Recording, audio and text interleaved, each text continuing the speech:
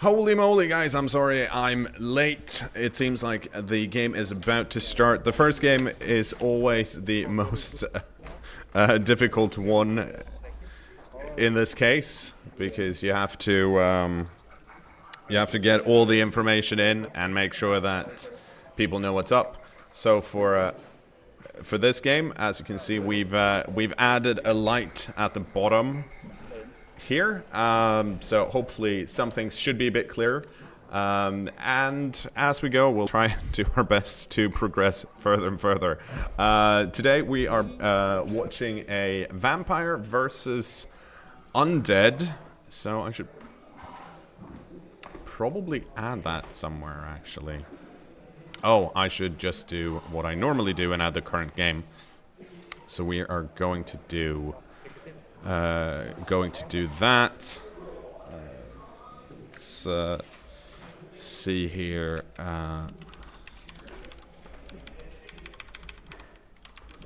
So it's Skoberget from Sweden with the Undead team, Dead Presidents. I would argue, a classic theme when it comes to Undead. At least I've seen quite a few of them in my day, and I'm pretty sure I even have one that's similar. Okay,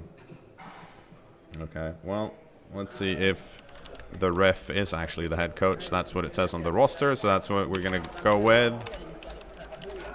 And in case you can hear in the background, since we got Norway and Sweden playing, they're actually talking in, well, Swedish and Norwegian. That means that Martin comes around from time to time and actually talks Swedish. So this is going to be extra difficult for me, in the sense that now I have to listen to Swedish and then talk in English, which always, it makes my head spin, to be honest. But I'll try my best, and we'll see how it goes. Let's add the current game here.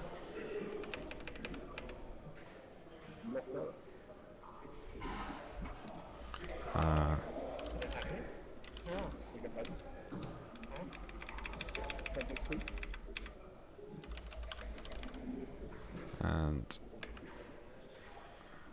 we'll do some of this. There we go. Hopefully that should make things a bit clearer. As you can see, the game has started and we have swapped our pitch. It seems like the Undead team, Dead Presidents, have the first turn. And let's quickly go over their roster while we're at it. They are playing on what used to be the cursed side. They're running two mummies, normal setup. One white with guard, one white with mighty blow. Two blodge ghouls and two wrestle ghouls. Two apo. Well, no apo actually. I'm sorry, that's wrong. But no apo, 2 rerolls. No, 3 rerolls. Holy crap! Everything. It's like I just got up this morning, which I did. Sorry about that. Guess everything takes slightly longer. We are also watching on the other side a vampire team, so that's going to be interesting. 2 wrestle thralls, 1 kick thrall, 1 tackle and 1 guard. Then a pro vampire, 2 block vampires, a leader, and then Willem Cheney, the star player. This is the first time we see a star player. The star player has the following skills. So loner, of course, but then catch, claw, frenzy, regeneration, and wrestle. And you know what? Let's do the classic thing that we always do, and move the dice tower. Let's move it down here, so it's slightly out of the way. And that's a guard thrall going down to the undead. And actually, I'm gonna move I feel like the first match of the day is always me moving things around on the on the board here, since they're actually fighting close to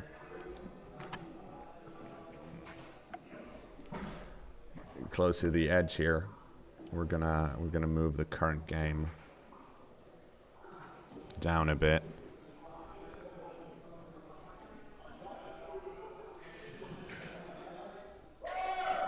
Okay, now I feel like we're fine. Martin, we've done it. We're streaming properly, and the cheers in the room are coming out.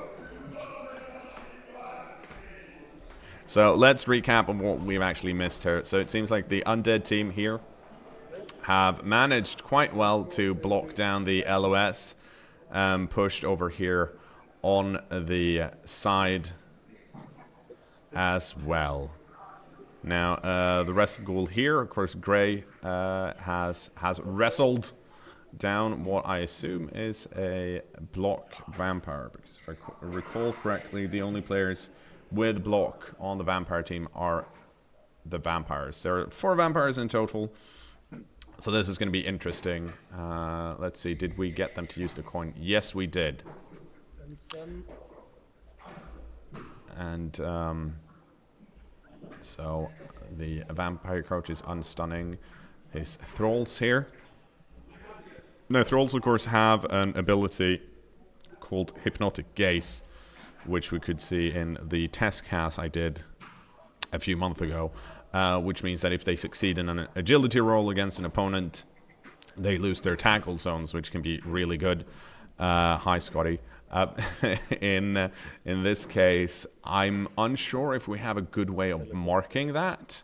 It's kind of up to the Norwegian coach who's playing the vampires, if he has any markers. But we'll see. We kind of ambushed them and were like, we want a Sweden versus Norway game to start things off. So they didn't have all of their markers. Many of the other teams bring their own markers, but because of in our case, most of these miniatures, of course, have numbers on them. We just can't see it from this angle. So even if the coaches are fully aware of what player has what skill, it's kind of hard to see from this angle. So that's why we have all of these extra markers and stuff on the pieces.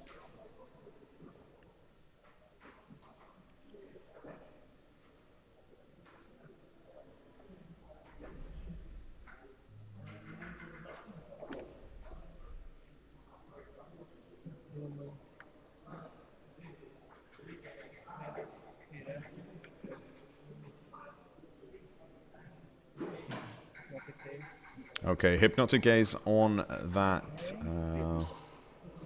Let's see, what is that? That should just be a normal zombie, if I'm not mistaken. Because the red, otherwise the red base here indicates Mighty Blow, but we have a red piece here, right? It's one of the things I need to double check with Martin. I should be using the correct roster.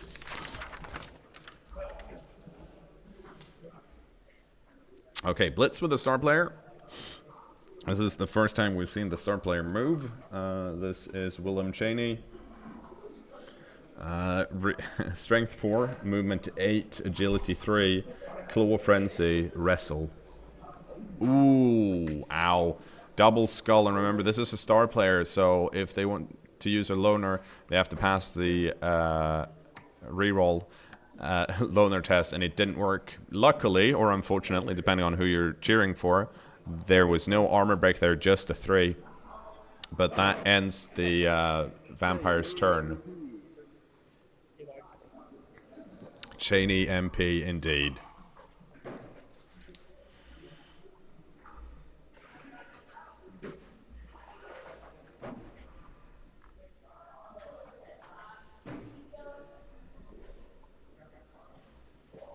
So while the Swedish coach thinks a bit about how to proceed here, moving the ball forward. I'm gonna do some of these tweeting so people know what's going on.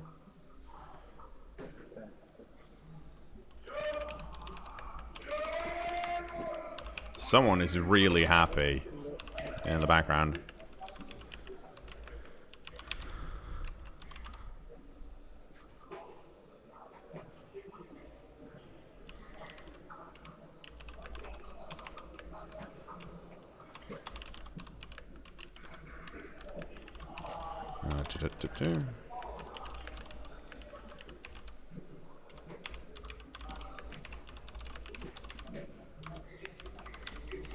So just like yesterday, we'll be playing 3 games today. The first one now before lunch, of course starting at 9, and then we'll continue after lunch for 2 games, and then we should be done in the afternoon. There we go. Now everyone who follows me on Steam just got a pop-up, so you can thank me for that later.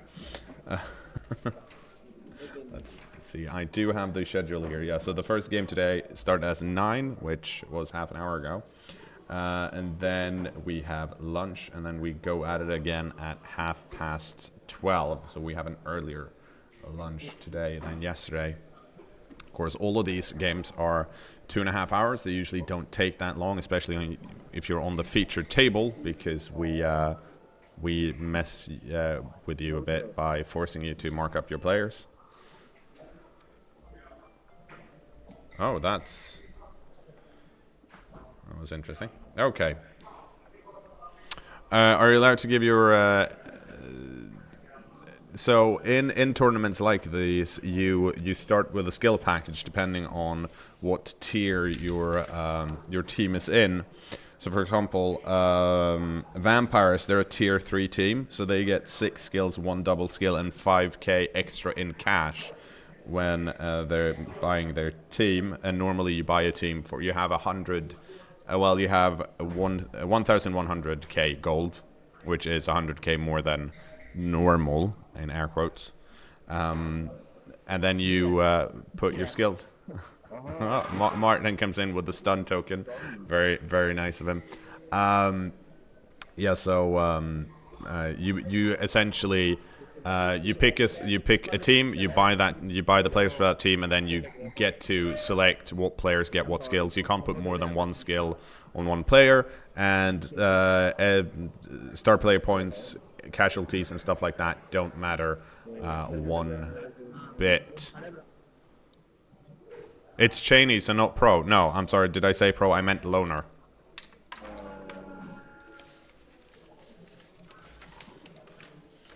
So Cheney does not have pro, but does have.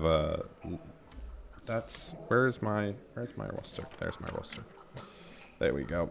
Does have loner, of course, which means he can't use normal team rerolls unless he succeeds with a roll to use them. The leader here is, we marked him. It's this guy right here, which is one of the vampires. The blue piece down here is the guard thrall. So that's probably why Skoberget, the Swedish coach, is so keen to get rid of him. That's a 9. Mighty blow. And that's another stun. More stun counters. Here we go. Okay. Since it seems like the game is actually progressing at the bottom here, I'm gonna, for a while, turn off the current game. I know that it's... people want it and I want it too, but if we're playing here, I need to... That's a surf. Someone... No, that's...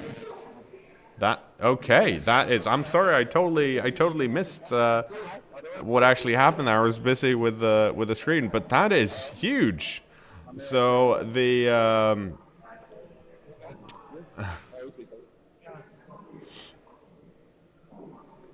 well, it's huge up till the point that he actually regened. Oh, he was stomped. Was that what happened? Thank you, chat, for pointing it out. But I think I need to double check, but I'm pretty sure the left hand up here, that should be the reserves box. Need to double check, actually, so I'll be right back so I can tell you.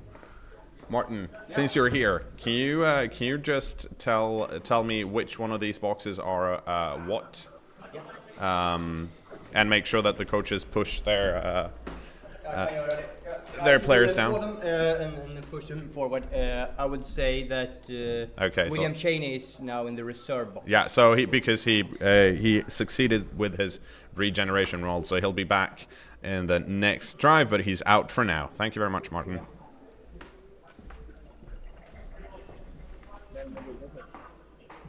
Yep.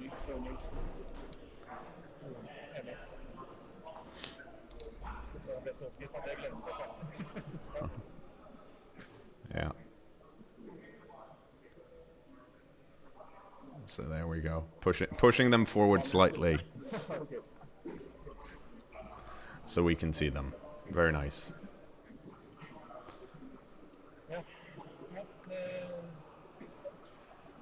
Oh, and in case you're wondering, this guy right here, oh, that's my color today, apparently. He's got kick. We elected to not put him on the... Oh, that's not... Damn it. I have to do this now.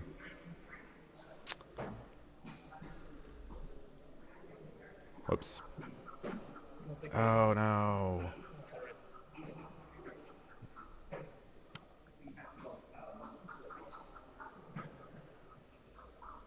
Fixing things. There we go. Fixing things and missing the game. Two of my favorite things.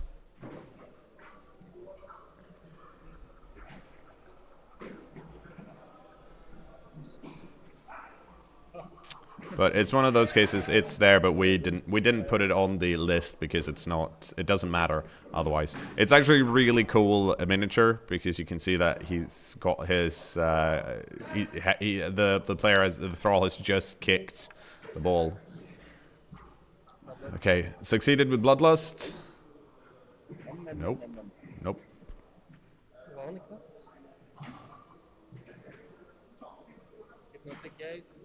Hypnotic gaze. And that piece no longer has any tackle zones.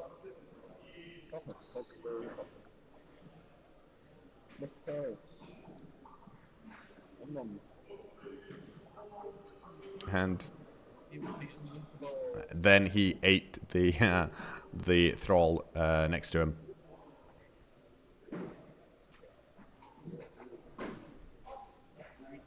Yeah, I'm pretty sure the blue guard ring has come from a plastic bottle.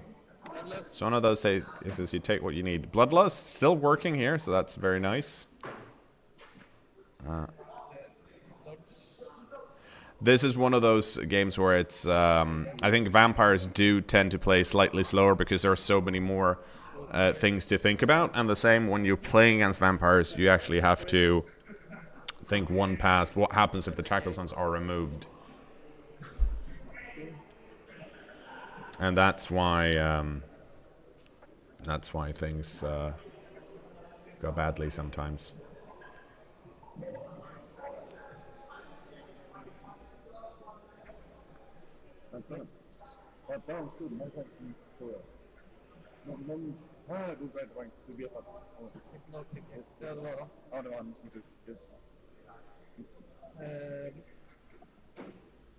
Now blitzing with and failing the bloodlust here on the leader vampire. Of course, if bloodlust fails, he has to eat one more thrall, and currently there are two of them out already.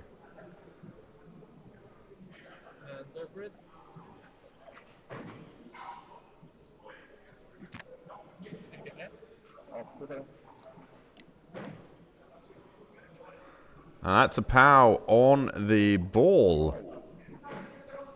That is not what the Undead coach wants here.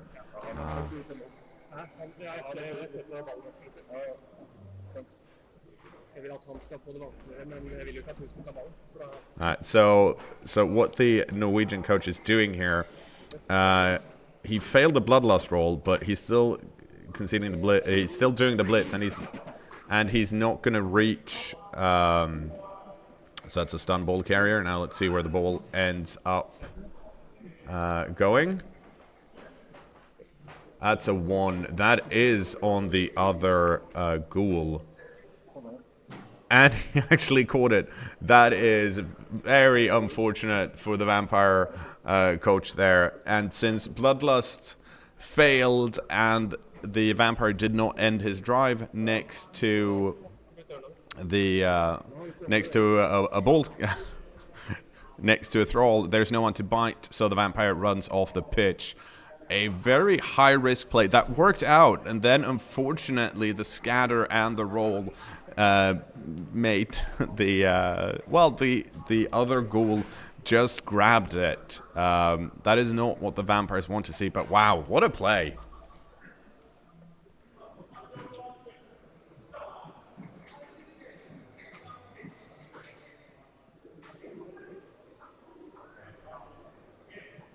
Yeah, we realize that these squares are slightly more difficult to see here in this version, but we elected to try and use this pitch out of the ones we had because it has a non-green background, and we thought we'd be able to see the miniatures a bit better. And I think we are. So I think this pitch makes a bit more sense than the one we had just yesterday. But of course, there's always room for improvement. I think learning from what we've known so far, if we're going to be casting some more Blood Bowl, it might be wise to look over all the possible pitches, and you want something that's matte, so it doesn't reflect anything, and have proper squares rather than just markings for each square. And there's a blitz on the guard vampire here. No, that's a sorry. It's the it's a blitz on the kick thrall. That seems like it's good enough, and that's an injured thrall. Goes straight into the injury box. This is not looking that good on turn 3 for the vampires.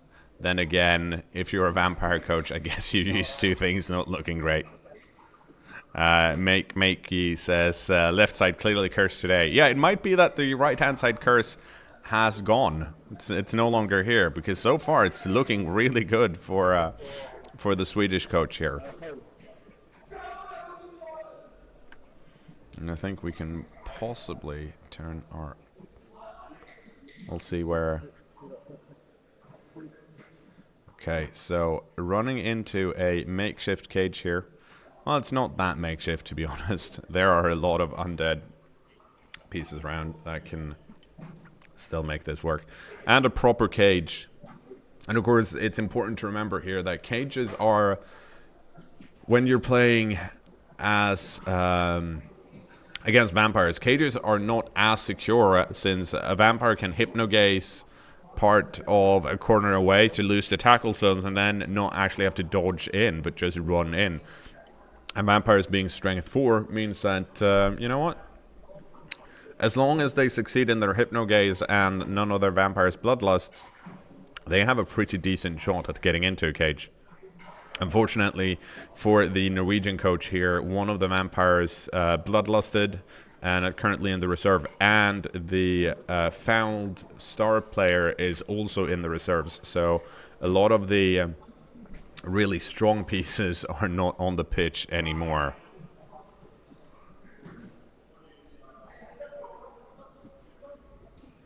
Did I rotate the table at midnight? I did not. But someone might have. Oh, also remember, we're playing on a different pitch, so it might not actually be the table itself. It could just be that the the EuroBowl pitch is cursed.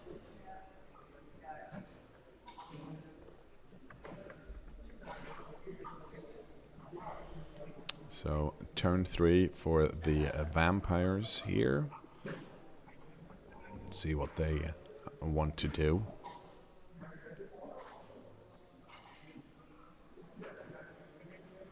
If anything. Okay, so bloodlust is a negative trait for the vampires. It means that before a vampire takes a turn or does anything, that player needs to roll a bloodlust test.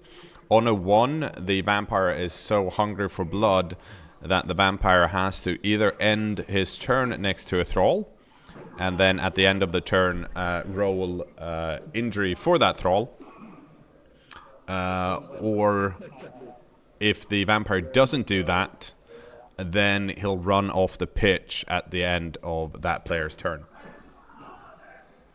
And I'm gonna, because I want to make sure I'm absolutely correct here about bloodlust. So I'm gonna get the good old rule book out, so we can all read together and see what's actually going on with bloodlust.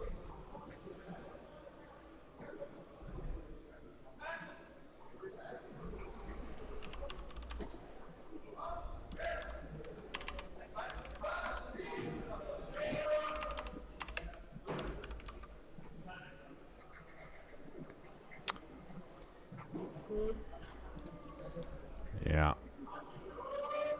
So here's what it says. On a 1, however, the vampire must feed on a thrall teammate or a spectator.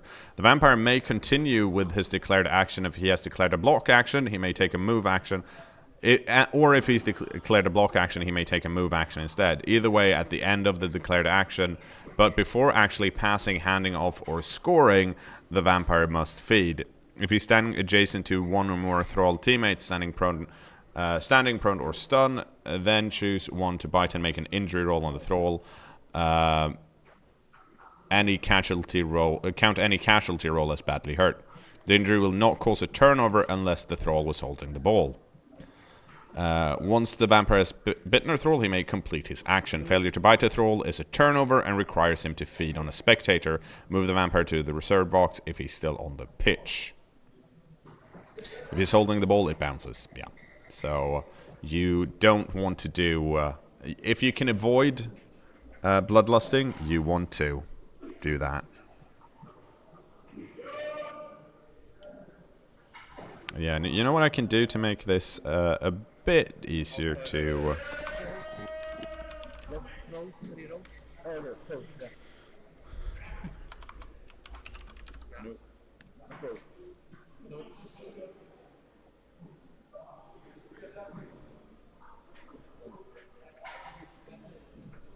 There we go.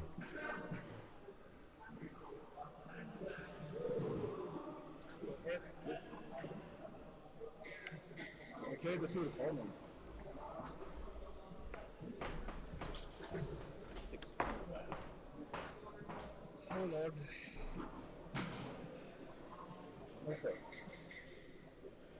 And that's the...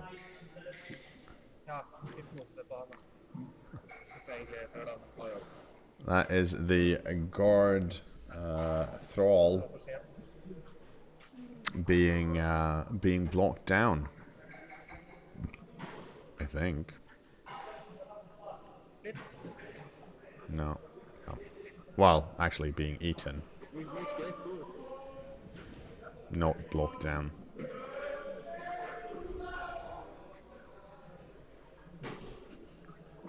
Yeah, the squares are slightly difficult to make out, unfortunately.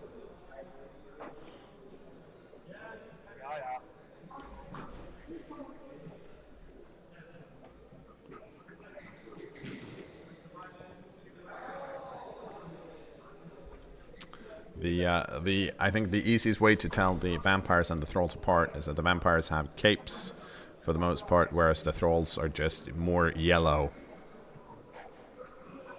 And that's a POW on what I assume is a white. The Mighty Blow White. Oh.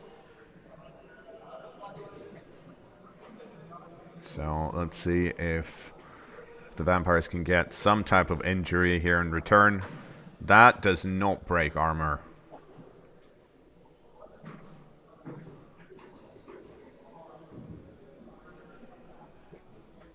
That's very unfortunate. So I think it should also be pointed out that both teams actually start with 12 players here. So even if one of them is injured, they still have some reserves. Not that much, though.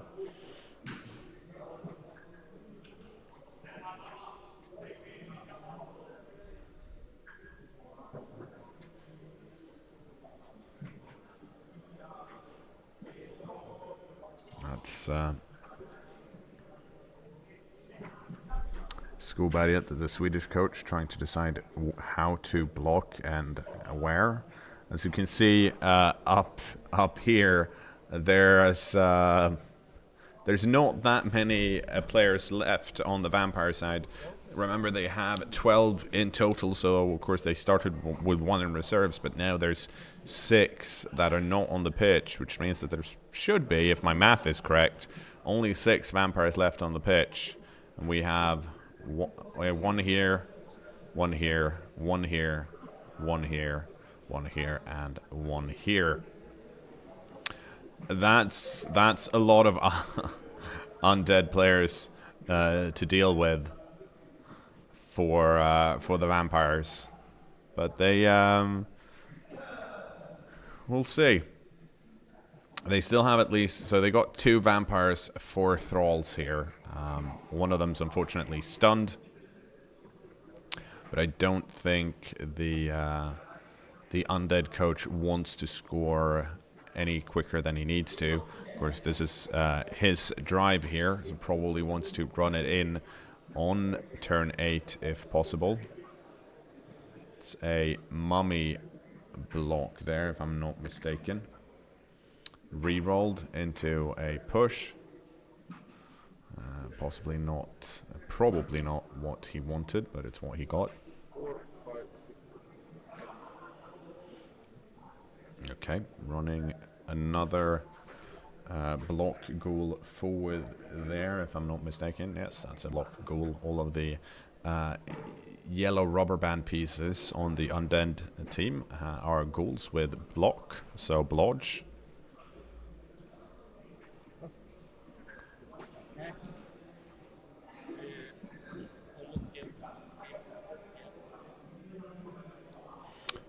Electing to, rather than fortify here, electing to keep the thralls here. Of course, the problem for the vampires as well is that both of the vampires right now are here, and there aren't that many thralls around. So if they fail a bloodlust roll, that'll be difficult to deal with. But now one of them's been knocked down, so it's not that lucky on the armor value roll there. So the team value of these two teams are so for the actually, you know what? It's kind of hard to tell because I know. So basically they've been bought. The undead team had 1,100,000 gold to buy players for, and then on top of that they have 6 normal skills, whereas the vampires had 1,150,000 to buy players for, and had some extra skills as well, 1 double. So we don't compare to Team Value, but I would say that they're probably, looking at the makeup, they're probably at around 1250, somewhere around there.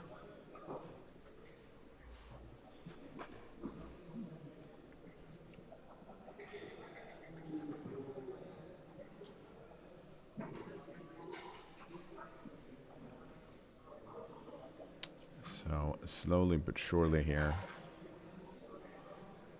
the undeads are doing their very best to get rid of the threats, mainly the vampires here.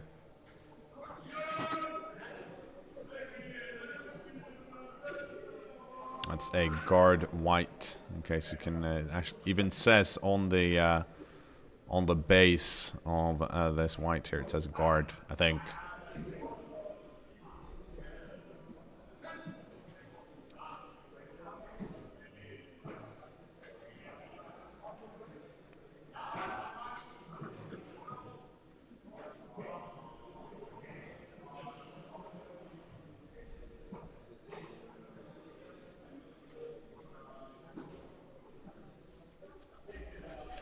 Yeah, I don't know what the rules are for buying star players, and I haven't done the math for either of the teams, but I'm pretty sure everything is fine and dandy.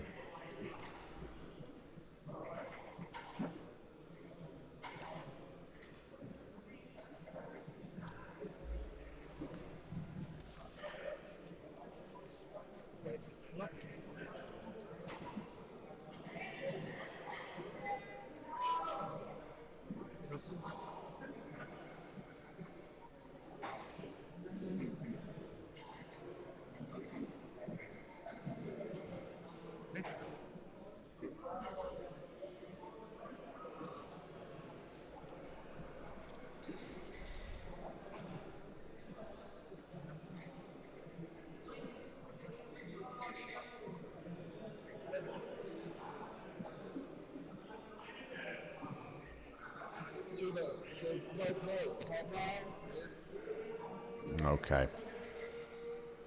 It's time for the vampires turn 4 here. I've been quietly reading the rules and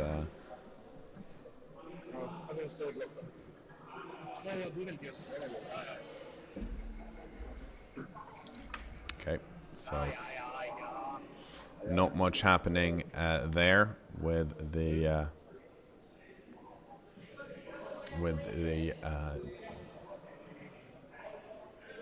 dice.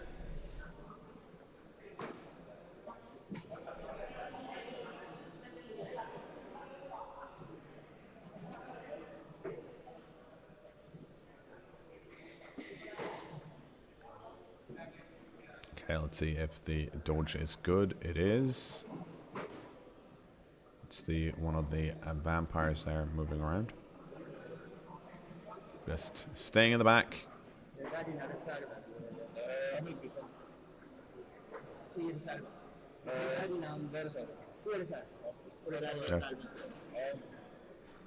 Okay. So that's just Martin there checking which one's the reserve and which one's the casualty box. And in this case, the reserve for both teams are, as far as I understand it, well, over here and over here. Hopefully, or I'm wrong. In any case, one of those players on the Undead side is in the it's been ejected for fouling, and the other one's in the reserve.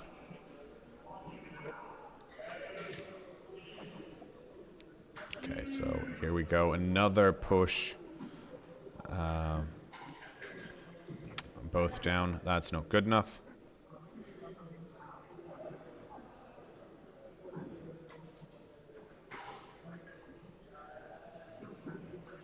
So the Undead coach, I guess it's turn 5 for the Undead, pushing the vampire back there.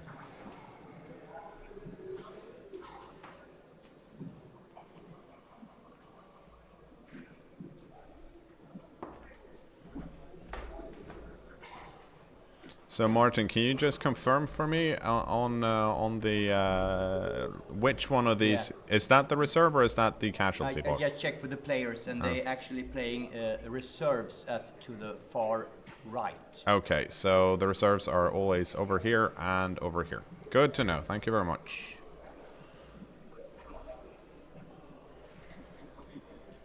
Not that many pieces left for the vampires right now. There should be 5 on the pitch. That's less than they want, but on the other hand, the Norwegian coach has been playing vampires all of yesterday, so I would assume he's used to it by now,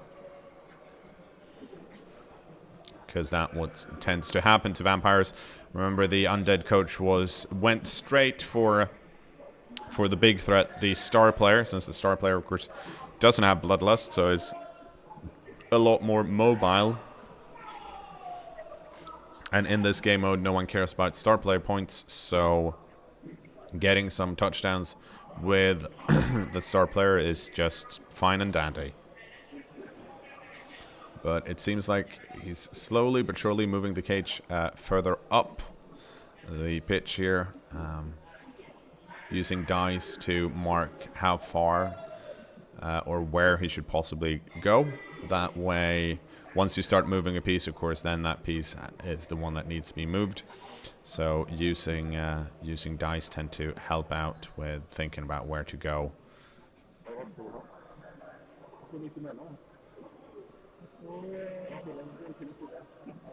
Yep. So even the players are like, where's the guard supposed to be, and they figured it out in the end.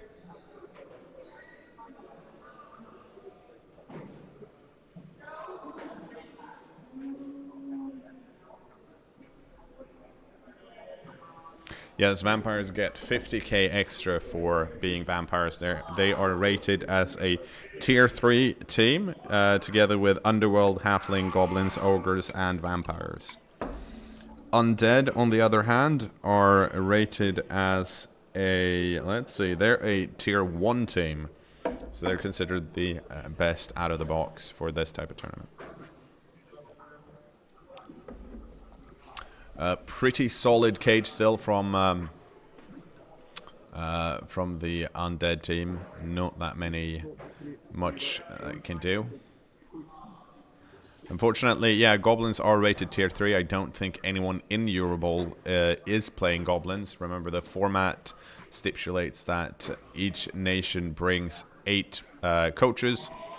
They can unfortunately have no more than 1 race on each national team, so that's why there's quite a diversity of the teams, but I don't think anyone is going to bring Goblins here anyways, for the reason that they're probably not going to win with them. And I don't want to say it's competitive out there, but it's competitive out there.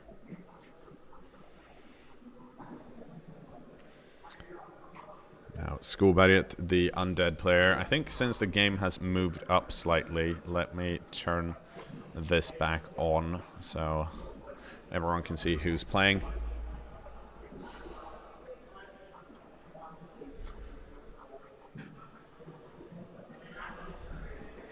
I don't think there's, at this point, he's in such a strong command of the half that it's kind of difficult to be like, what? Don't fuck up.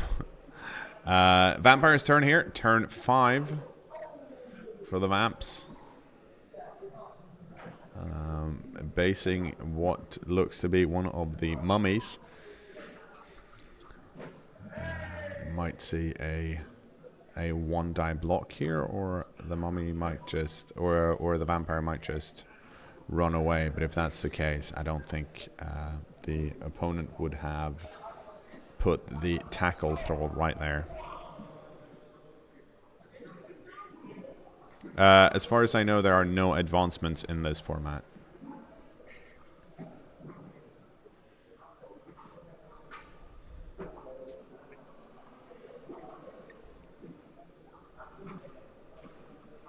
Wood Elves and Dark Elves are both considered to be tier 1 because they are so strong. Remember, this is a resurrection tournament, so even if you get trashed one game, you're going to have all your players back the next game. The 1-die block is not bad, it's just not great. That's a blitz there for Thrall.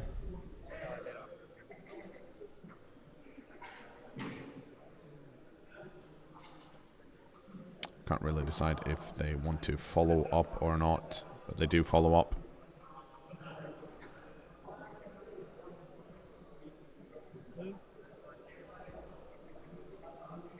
Actually, High Elf and Pro Elf are both considered tier 2 in this format. Not really sure why the difference is there, but I mean, Pro Elves, of course, don't have sprint on their catchers. Oh, that's a 1. That's no good. And that's the last reroll into Snake Eye, and the Vampire goes down. Nothing is going right for the Norwegian Vampire coach. at the moment, which is unfortunate. It's time for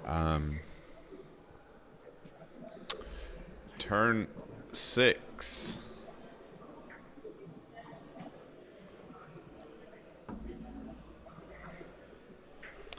Not that many scary things for the undead currently. I guess it's time to move the dice tower yet again. It's a tradition at this point. Let's put it under the undead player instead. Actually, we can put it right down here on top of all of these dice.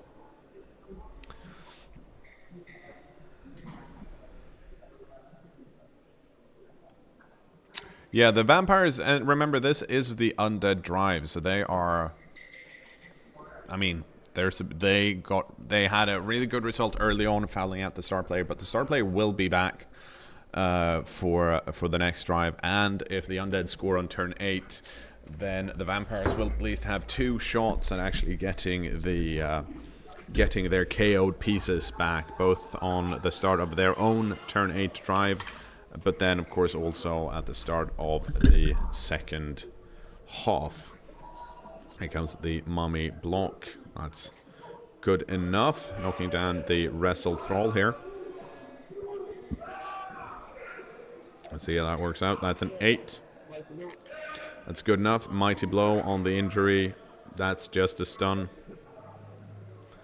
And here comes the blitz with the that is the mighty blow white, if I'm not mistaken. Knocking down the tackled thrall instead.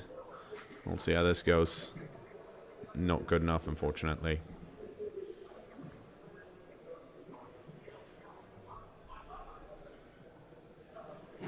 And currently, yeah, there aren't really any vampires that can do anything to the cage at the moment. Almost all of them, well, they're all on the ground, which of course severely reduces their mobility and movement. So I don't even think any of them can actually reach the ball carrying goal at the moment, and if they try and get closer, there are so many pieces there. So it's an almost, I would argue, well, it's an almost guaranteed foul at this point. So the undead coach in command of the first half here, but as been pointed out, and I've said several times, it might change in the second half. The vampires could claw this back if they can get their star player to do some good things.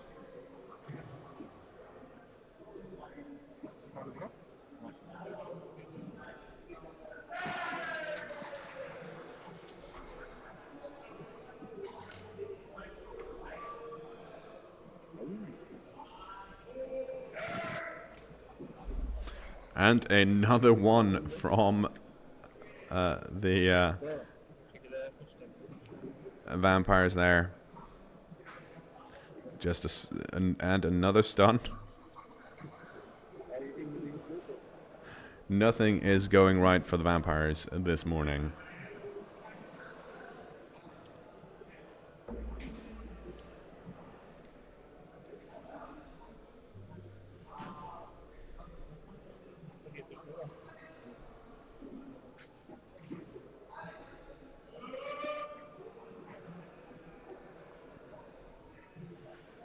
Undead coach now just counting the squares to make sure that the vampire can't get over there. They are, after all, still 6, 4, 4, 8. And agility 4 means that you can get into some, well, rough situations if you dodge. We saw that yesterday with a witch elf that dodged into minus 4 tackles, into 4 tackle zones. Which then succeeded, because if you roll the 6, you're good to go.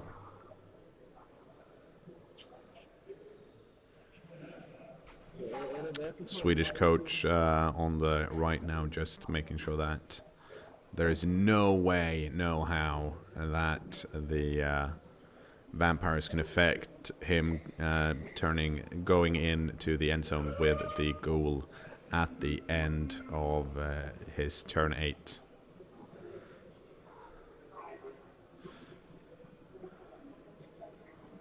Counting now. Are we possibly going to see a foul? Just to try and secure it further. Then the question is, who would do the foul? Possibly. Space down here. Oh. World's fastest mummy has made it all the way down here.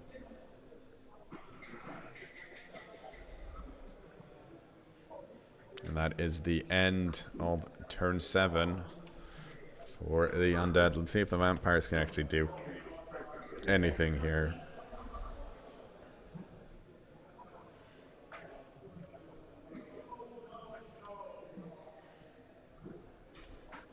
Seems like they're going for the mummy. That's at least in somewhat close proximity to them.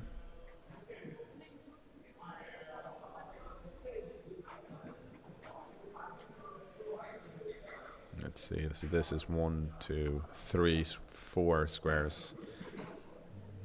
Assuming this is a blitz. Yes. That's a 3. So bloodlust is fine. 2, 3. Going for it. Got out. But still a 4.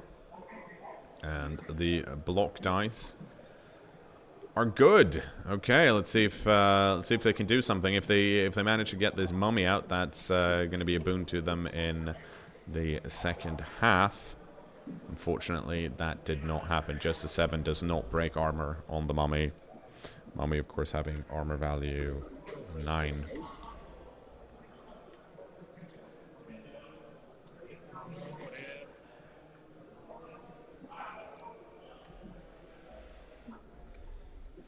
And another going for it there for the vampire.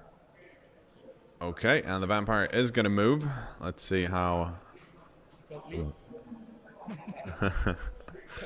Unfortunately, the vampire does not have leap, so it can't go towards the... So counting some squares there and see what's actually possible. So that's 4.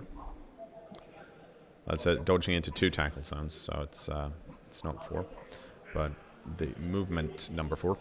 As we're unfortunately, vampire falls down. There's a lot of tackle zones, but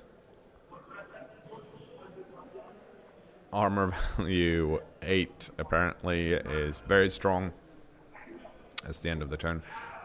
Undead here on turn 8, debating what to do.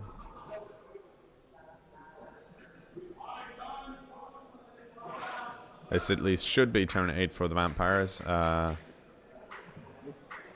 Going for a... I'm not going to say risky blitz, but going for a blitz here. And it's good.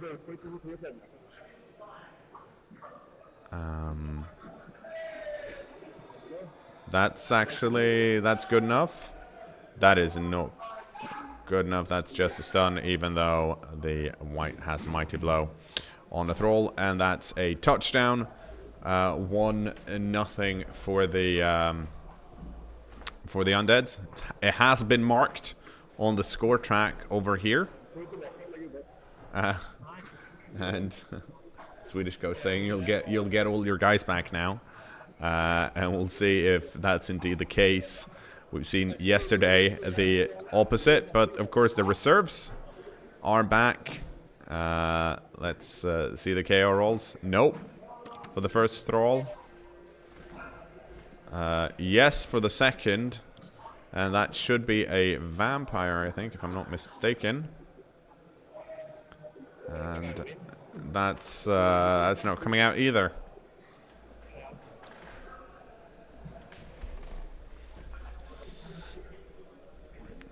So that's very unfortunate for the Vamps, just getting 1 of 3 back. But of course they did have their reserves, so 3 out in total, which means they should be playing with 9 currently.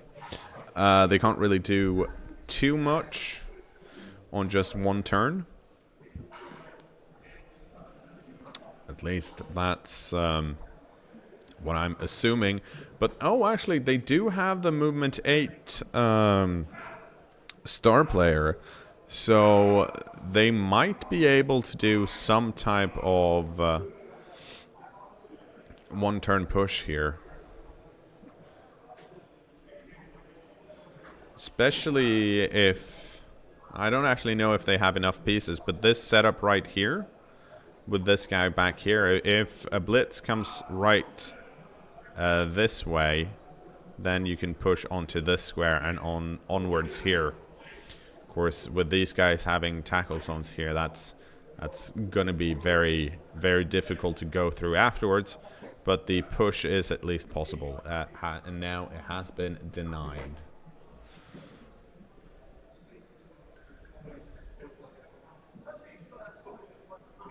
At least in part. But then again, vampires do have hypnotic gaze, so there might be something interesting to do there.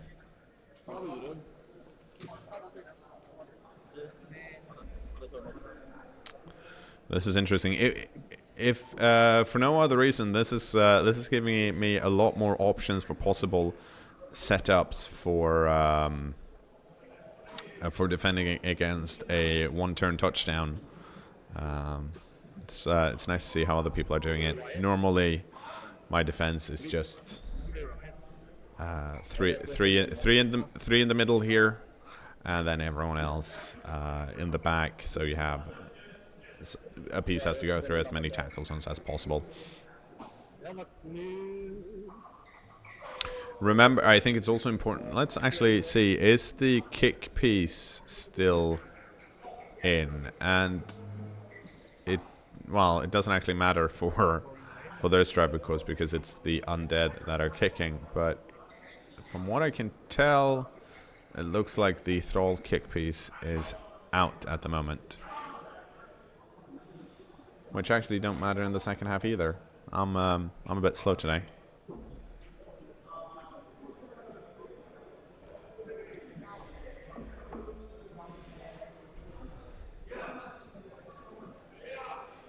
And it seems like the vampires are counting on the riot here rather than trying to push to a one-turn touchdown. And that's straight on the star player. And let's see what the kickoff result is. That's a 10. That's a blitz. See, on the feature table, things usually turn out strange, so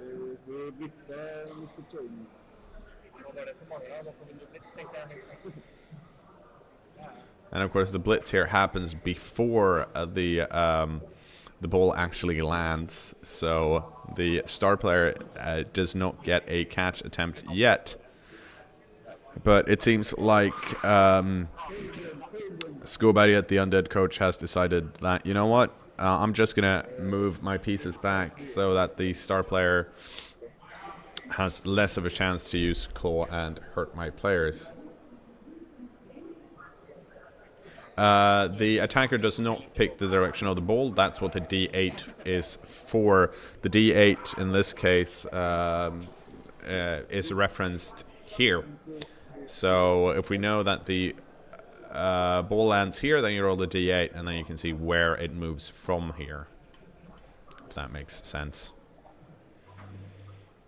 It's a POW.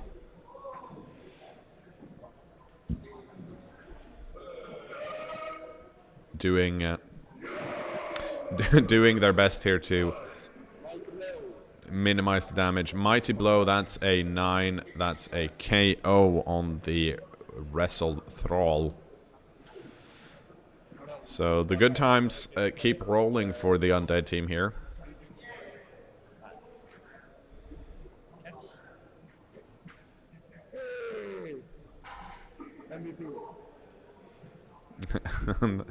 MVP. The star player actually caught it. I'm not sure he can do that much with it, since he's only got Loner, Catch, Claw, Frenzy, Regeneration, and Wrestle, and Movement 8. So unfortunately, he's 3 squares away from the end zone.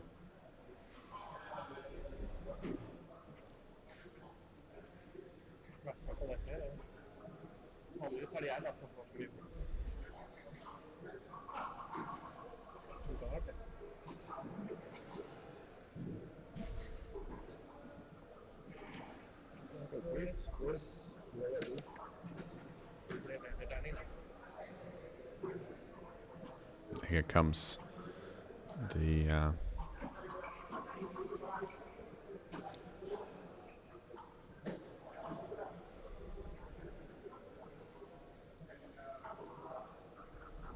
okay, so they're marking some pieces here. Blood Bowl and breakfast, time for cornflakes, yeah. Sounds good.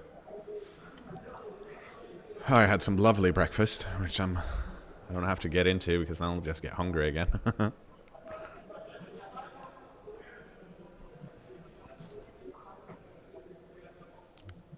That's probably why the Undead coach decided to move the ghouls back. The ghouls, of course. These players here, because there's a tackle thrall on the other side, which is scary if you've got dodge. That's a pow, that's good enough. Knocking that piece down. But unfortunately, the armor rolls just aren't there yet. Let's see what's left to do here. And that's the Bloodlust coming into effect. Here comes the Blitz, and the Vampire is allowed to move. Jumping in, going for the Guard White. That gets knocked down.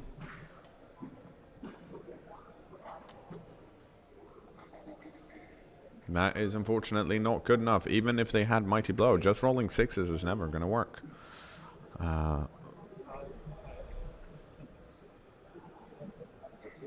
And that's it for the first half. And the coaches take their pieces back, and we'll see if the Vampires can do anything when it's their turn to receive the ball.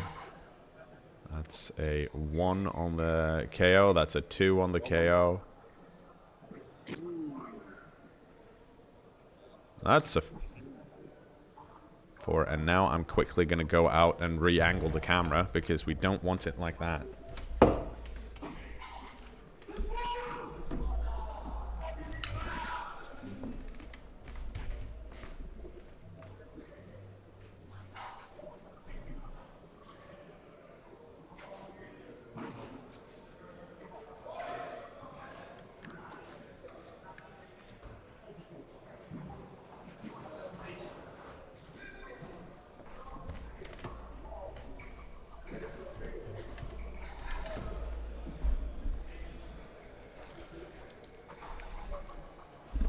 And we're back. Can we watch some Underworld? We'll see if we can get an Underworld game. I think it'd be fun. It's one of those cases where are they visible enough? But maybe they are. We should see if we can. We can always ask Martin if he knows if there are any good Underworld teams out there, because he's the guy walking the floor. May I just say, what a lovely defensive setup the Swedish coach has. I'm not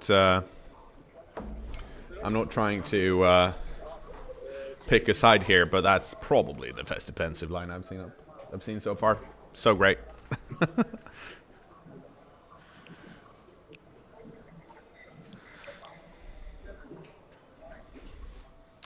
That aside,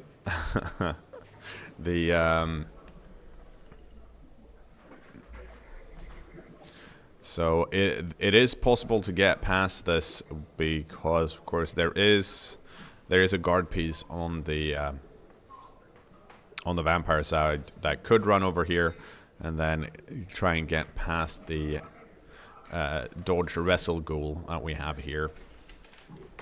So we have ghouls here both in the wide zones. This is the dodge ghoul and this is the dodge wrestle goal, and then we have our whites here, our mummies here, and 3 zombies on the LOS. We'll see what the Norwegian vampire coach wants to do here. Being down 1 touchdown probably means he wants to score quickly, if possible.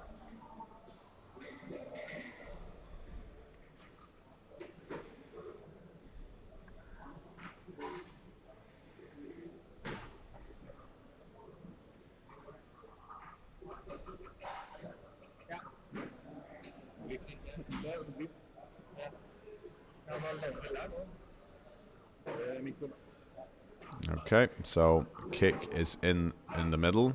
We'll see what happens. 5 squares to 5. That's almost straightforward. I don't actually know, Astrator.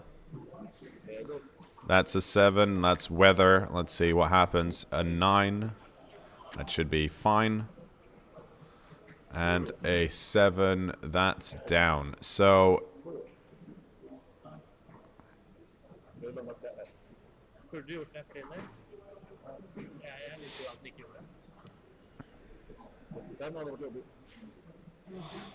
it's not in any enemy tackle zones, so that's good for the vampires. It's pretty close, so they should, if they want to, be able to move the ball pretty quickly.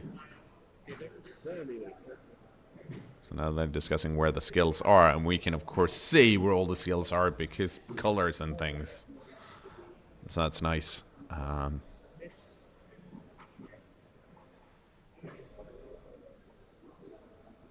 Okay, and here comes the blitz with the guard thrall and the tackle thrall. We'll see if that's good enough.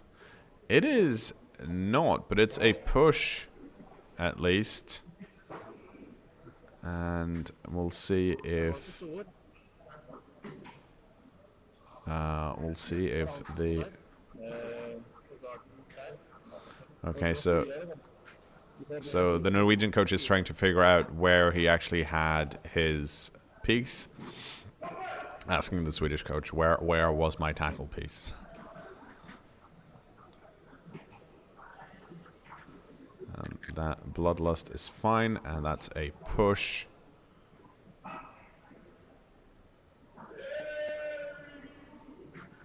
I just thought someone was was just shouting "Merry Christmas" in the background, but that wasn't the case.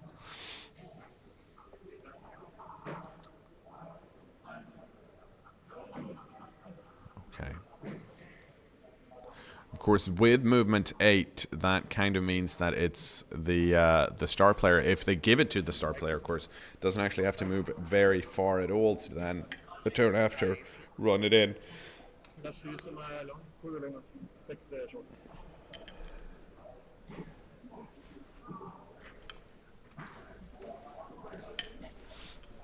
But the ball still has to be secured somehow. That's at 5.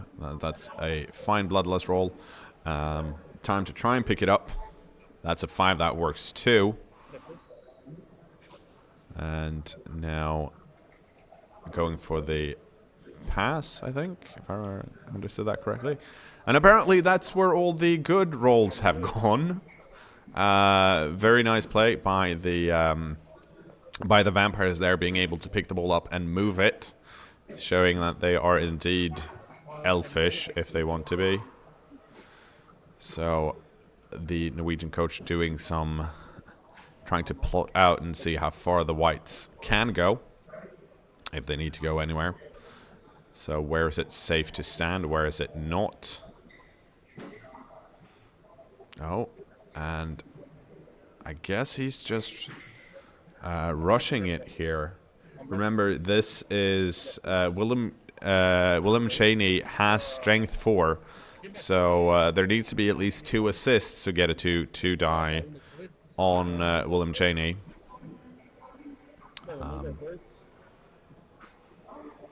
We'll see what the Vampire Coach wants to do here, because of course there are... So this piece is definitely in blitzing and assist range. These guys are kind of stuck, but they could possibly dodge out. This guy here, the other white. 1, 2, 3, 4, 5, 6, 7.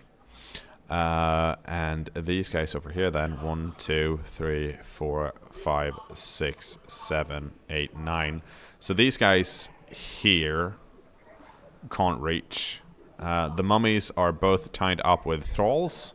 So those thralls are probably gone. This guy can make it. This guy can make it. Let's see, can this guy make it? 1, 2, 3, 4, 5. Yeah, so let's... what if it goes this way? 1, 2, 3, 4, 5, 6. So there are definitely pieces around here that, with the help of GFIs, can get a 2-die block on the ball carrier if they want to. Here we go, the vampire moving around.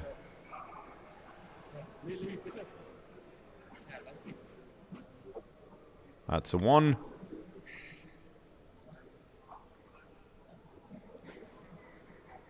And I'm not entirely sure what went down there, unfortunately. It was people shouting in the background. But something happened. But it seems to have worked out, possibly.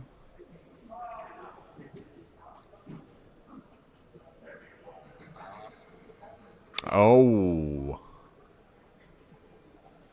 That's interesting. And the vampire makes it through.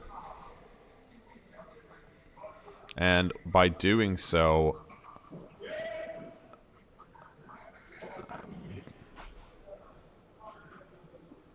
blocking the blocking the path for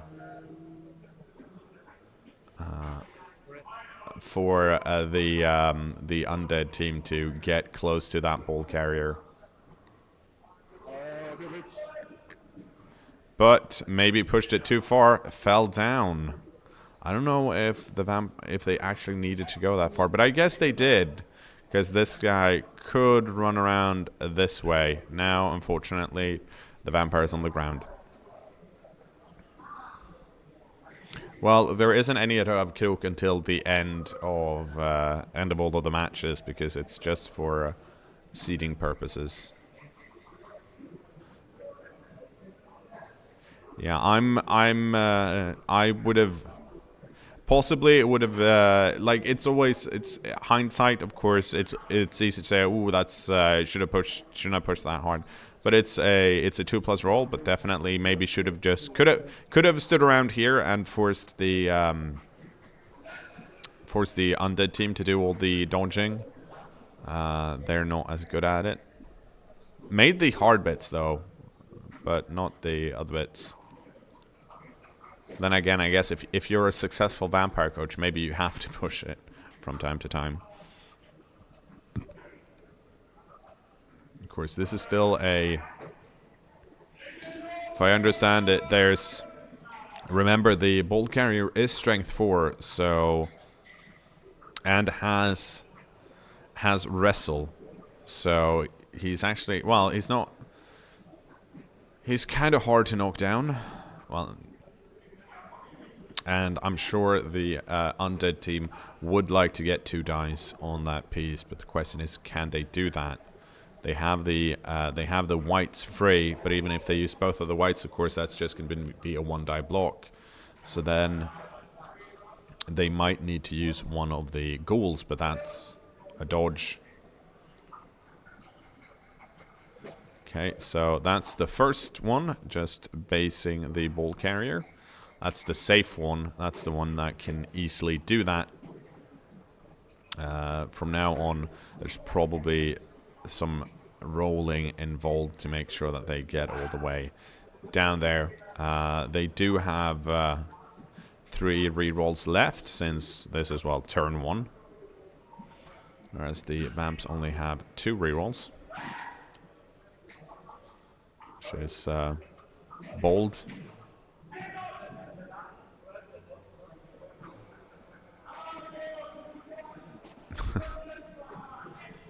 Someone is really happy about something. Okay, managed to get another... There we go. Managed to get another zombie. And here comes the blitz from the guard right. So the first GFI here. 2 GFI needs to be done to get a 2-die blitz. That one fell out of the dice tower. But rolling 2, that's just what you need. That's a 2-die. Let's see if the guy keeps standing. He does! This might be reroll, though. And it is. Oh, and that was pretty close. The Willem Cheney is down.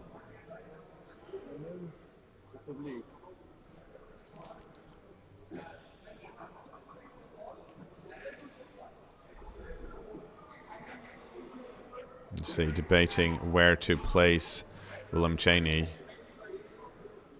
Looking at the possibility of a scatter here.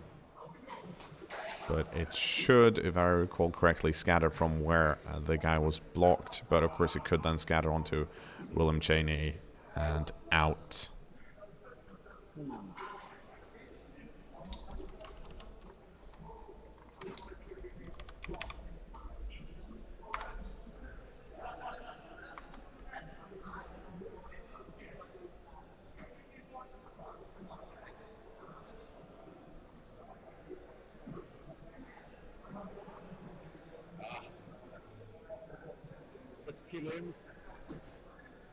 That's a 5. That is not good enough to kill anyone. And a 1. It actually scatters onto Willem Cheney.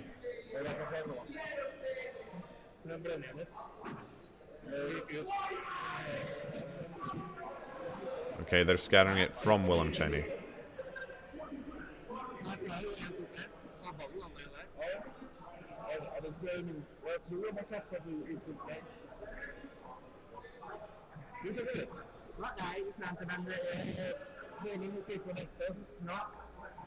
Okay, they're discussing how the scatter works now, and of course, as we mentioned in the first time, it's in these cases when it comes to the rules, I'm gonna let the coaches decide.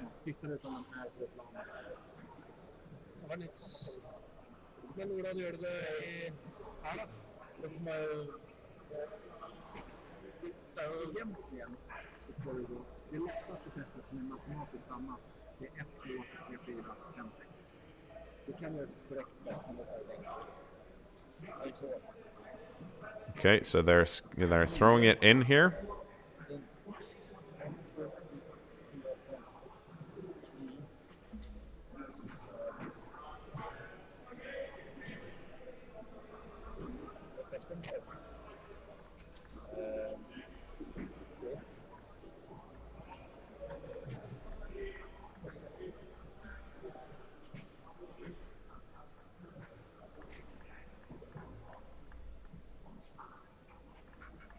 So that's... I don't actually know who that favors. Remember, the Undead coach has already moved the ghouls, so this might be a good time for the vampires to be able to secure the ball. We'll see if that works. That's a good dodge out for one of the ghouls that haven't moved yet.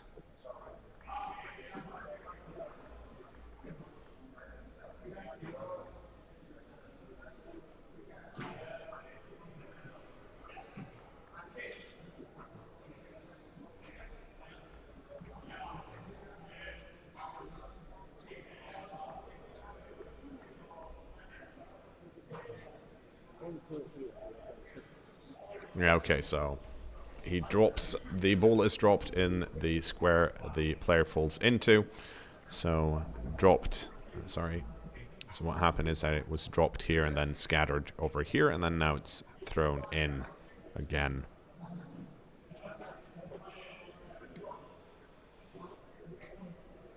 I think it should be 1d6 for direction and then 2 for distance, but they seem to be...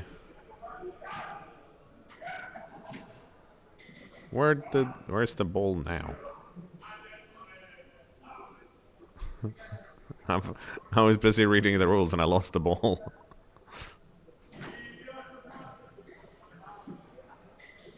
Oh, I'm sorry. It's right here. I'm like, where is it? But it's here's where the ball is. I'm sorry if everyone was as confused as me for a short second. Whoops, that's not what I wanted to do. That's very annoying. I'm sorry, everyone.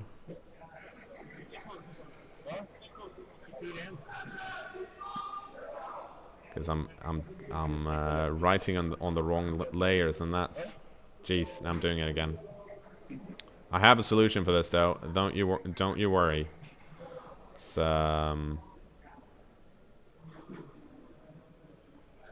just me doing bad things. There we go. Sorry about that.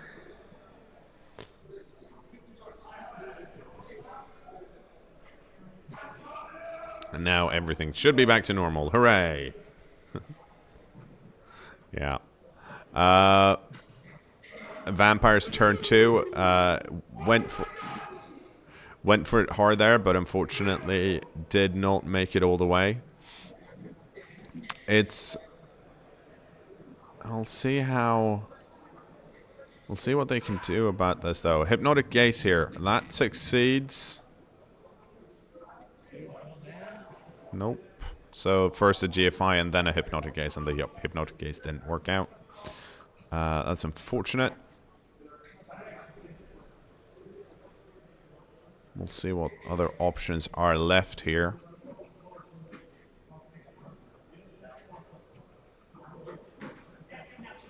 Because so the vampires that are still available is that this guy's stunned, then this guy is just having a nap, and this one, I think one of them is actually out. Then of course we have the star player over here, but the star player is in a pretty bad position. And we have some thralls here, and here, but there's a lot of undeads in the way, unfortunately.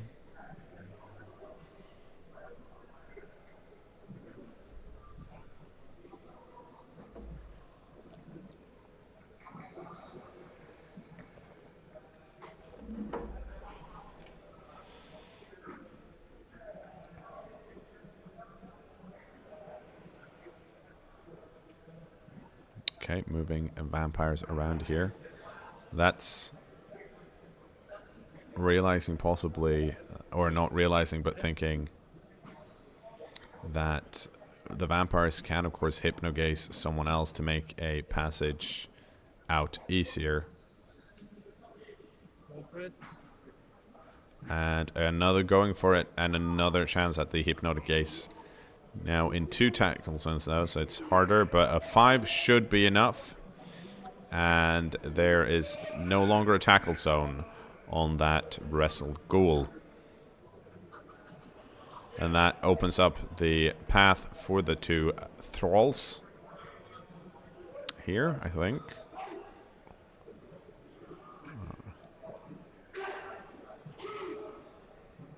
Yep. And a going for it. That's a 2. That's good. And another going for it. And that's also good.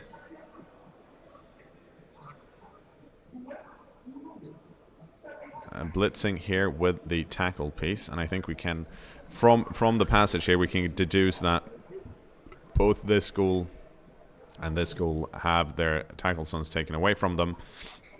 And that seemed to work out. So here comes the 2-die block, and this is with tackle. That is not good enough. A reroll has been used. We'll see if they can get some more out of it this time around. Shaking them in their hands. And it's a push. That's very unfortunate.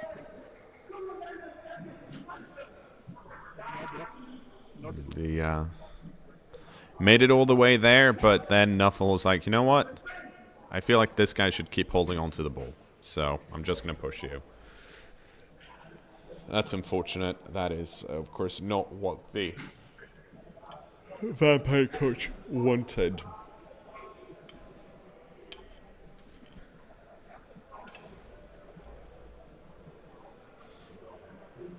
Time for the star player to see if he can get out of here. No, that's a 1. The star player goes down again and is actually at least stunned. We'll see if it... Oh, that's... the grass is deadly today. The star player Unfortunately, I would have wanted to see more of William Cheney, but William Cheney just, you know, 2 turns each half. I guess that's good enough. No regen this time around. So he's actually been injured twice. In the first half he regenerated, but in the second half, not. I guess he didn't deem it worthy.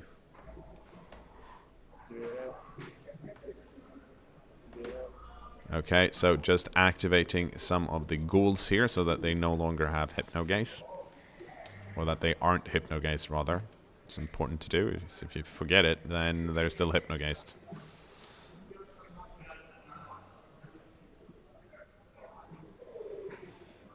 So, Skoberget, the Swedish coach, are looking at the options here to blitz the ball carrying ghoul free, if he's able to do so.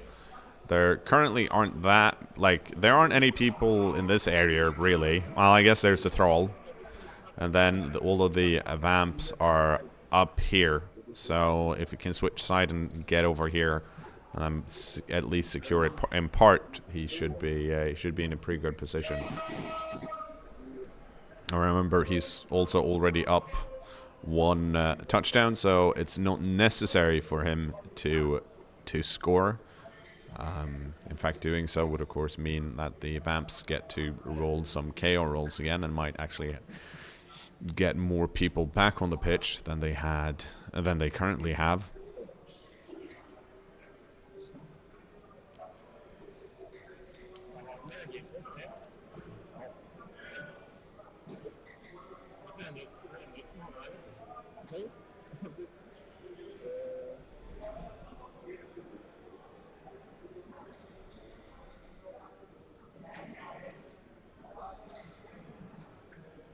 Not much to say at the moment. I'm just waiting, seeing what they want to do here.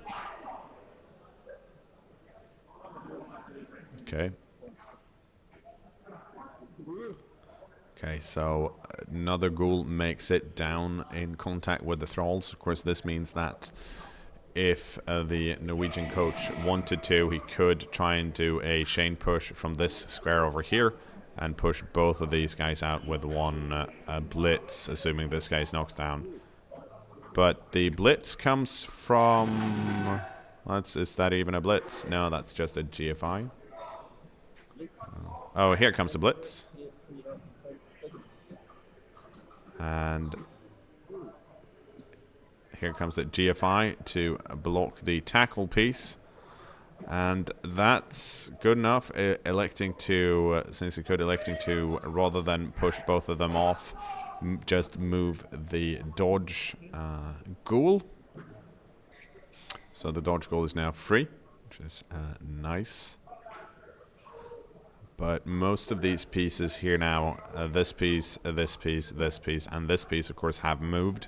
So the only one left to move, I think, is the actual ghoul here. I'm gonna point some arrows because I'm in an arrow pointing mood. Let's remove that and actually see how far, if the ghoul wanted to. Okay, well, I guess the Swedish coach, showed us all the way over here. This, let's see, this piece here, 1, 2, 3, 4, 5, 6, 7, 8. So if this guy is pushed back, he's not going to be able to reach. This guy, of course, can reach with a dodge. I mean, it's a scary thing to do, but the question is there anything better the human players, or not the human, but the vampire players can do at the moment? That's another push, and that let's do the count again, just so we can be sure.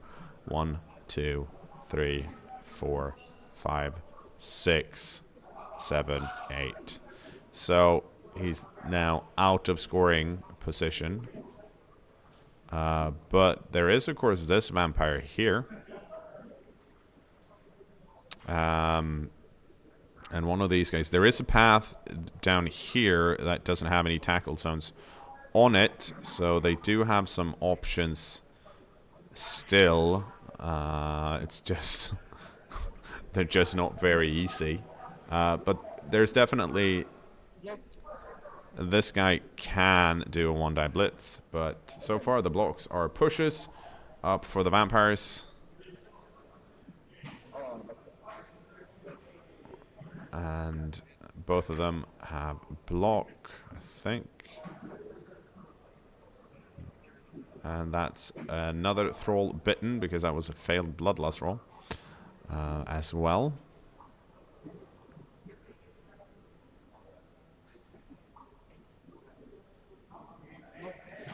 And another block here, and that worked out better.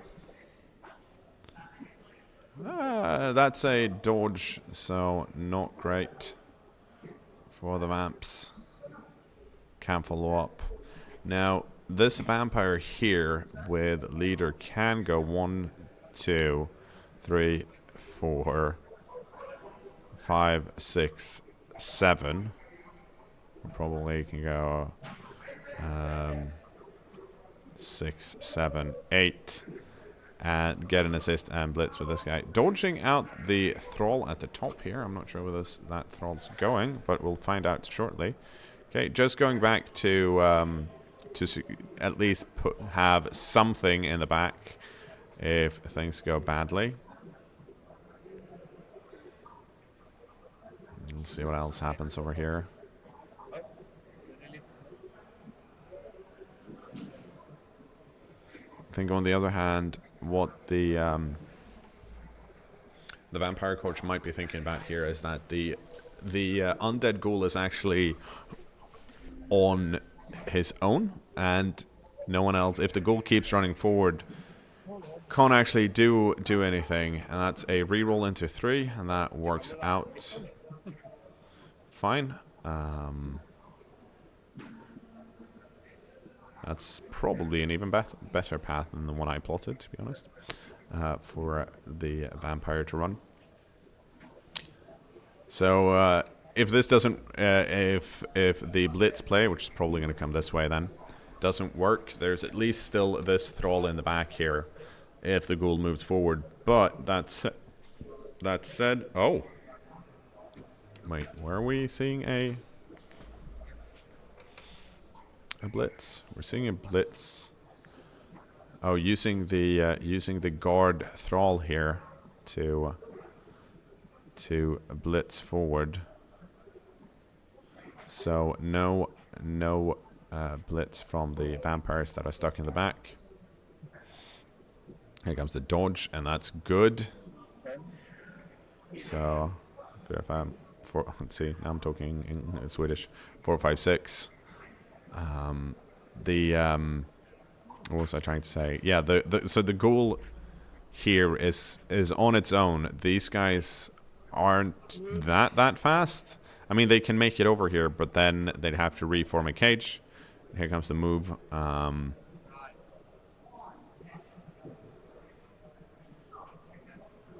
Okay, electing to do.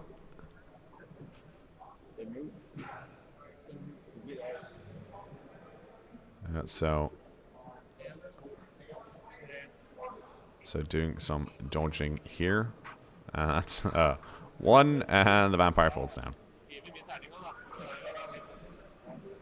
Unfortunately, the grass is soft last time around. It's only being really hard and spiky to Willem Cheney, the star player who was first fouled and injured, and then now in the second half fell down on a dodge, and the grass essentially killed him.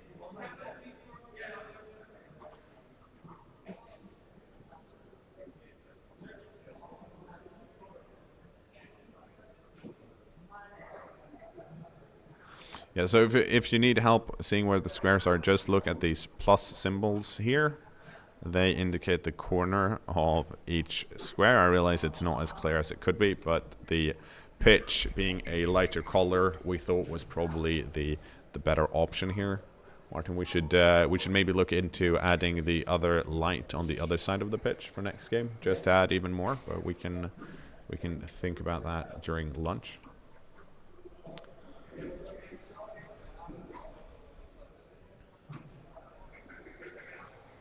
weather is nice, if anyone was wondering. Yeah, the weather. Yes, I actually caught it this time. Well, actually, I didn't catch it at the start. I caught it when the weather changed on kickoff and it turned nice, and I'm like, yes, now we know. Finally. Normally, I'm not ready to start the game when the coaches starts. I usually miss the first weather roll, and I'm always very confused about what the weather is, but Martin usually keeps track.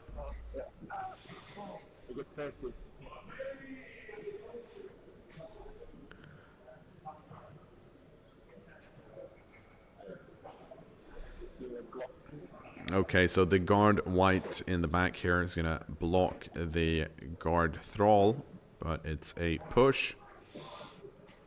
So guard thrall gets to stand up at least slightly longer. He's unfortunately now standing next to a mighty blow white, which is probably not where that thrall wants to be.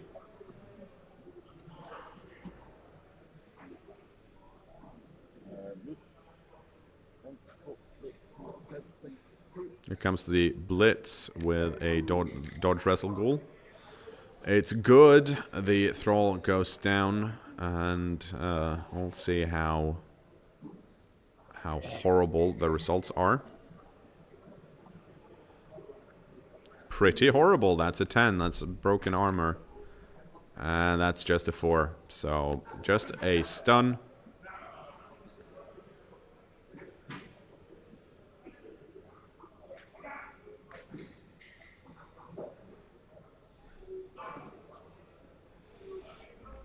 Seeing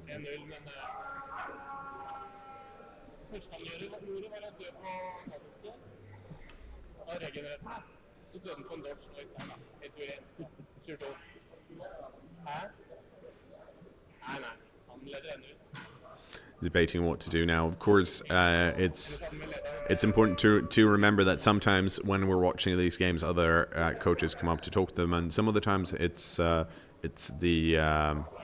the coach or the captain rather of each national team. The captains can sometimes at the end of game when there's for example, when there's a chance to play it safe and tie or play it risky and try and win, a captain can tell a teammate that no, you should go for the win because we need the points.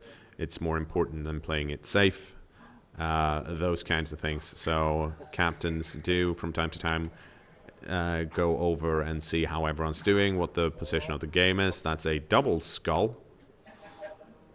Turned into a both down, I think. Oh, well, the dice are just rolling all over the place.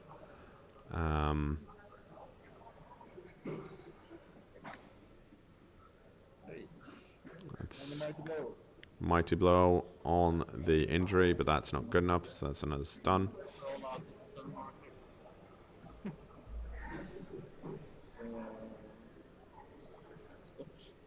I think the one of the main problems, or that the vampires have suffered with this build, is that Willem Cheney seems really good for the vampires, and the team itself seems decent for this level, but unfortunately, Willem Cheney has been knocked out on I think turn 1 or 2. He was fouled in the first half, and in the second half he got knocked down and then fell over when he failed to dodge out. So Willem Cheney has not been that active on the pitch for most of the game, unfortunately for the vampires. I think it's also one of those cases where you might still look, since there are 8 teams for each nation, you can't have the same race twice. You have to look at, okay, so who's best with what team and what teams are left. And in those cases, I can see vampires coming up as an option. I'd rather play a team that I've played a lot, that's deemed perhaps a lower tier, than trying to go for one of the higher tier teams and then not know really how to play it well.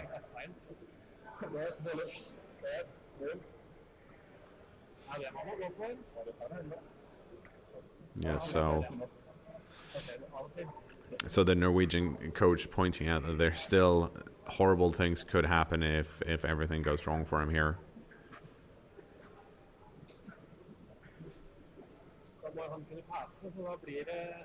I think it seems like the vampires are one of those teams with this build. It actually looks, when you see it on paper, you're like, oh, this looks nice. They have a wide array of skills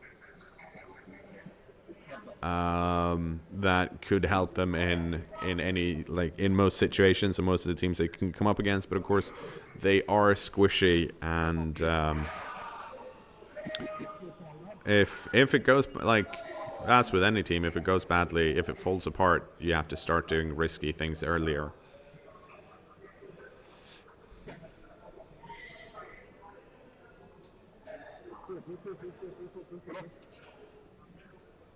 Okay, and a block from the vampire. The bloodlust is good. Well, it's a push because that's a ghoul. And the vampire follows up. I don't think there are extra skills on day 2 here. It's you start with the skills you start with. Or you play with the skills you start with. It's because you can never, each nation can never face the, they can't reface a nation they've already played, so making sure that the power of the teams don't shift throughout the tournament, you can't really add more skills later on, because then it'll be hard to compare 2 different teams, one on day 1 and one on day 2. But that is... My understanding is that it is pretty normal to have those types of resurrection tournaments where you do get new skills on day 2. EuroBowl just isn't one of them. Yeah, the armor, it's too strong on the Undead side. When the vampires finally manage to knock someone down, it's just a 3 on the armor value.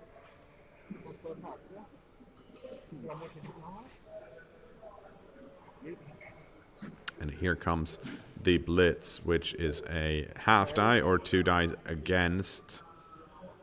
And that's not surprisingly, the Swedish coach decides to use the skull, and that knocks down the thrall.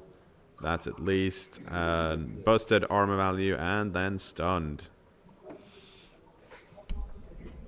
And that means there aren't anyone's in range to threaten the ghoul this time around if the ghoul just runs forward.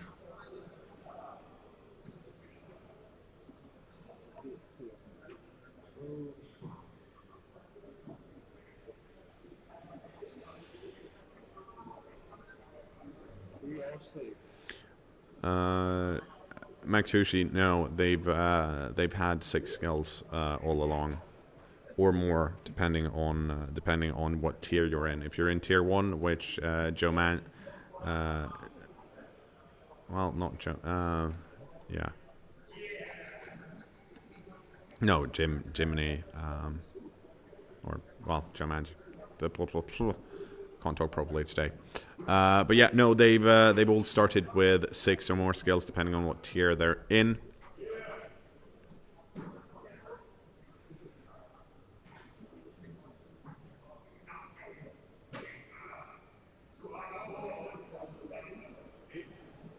So we'll see what there's left to do here for the vampires. I mean, the problem, of course, they're having is that they're not holding on to the ball, and they're down 1 touchdown. So as soon as they start threatening the ball, that's another casualty, and the tackle piece has been knocked out.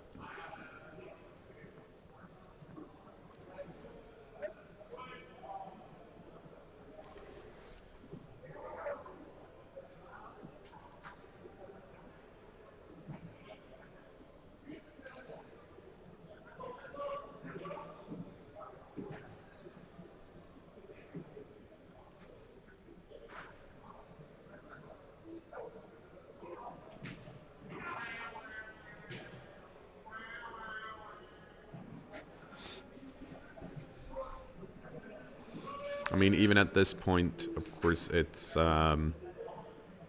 Sweden haven't been they haven't been one of the top teams in day one, so every win counts if you want to crawl back to somewhere closer to the top. So making sure it's a 2-0 is probably a good thing here. So we see a dodge on the goal, and that's good, leaving the vampire standing all alone.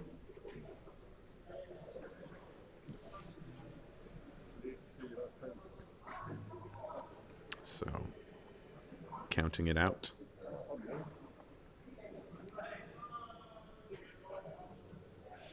And basically doing their best just to block the vampires from actually getting anywhere close to the ball here. So, turning the now no longer stunned, just down throw over. Of course, can't really go anywhere. We'll see. We'll see what the vampires are gonna do. And we see a blitz, and it's good. Let's have a look here. That's a.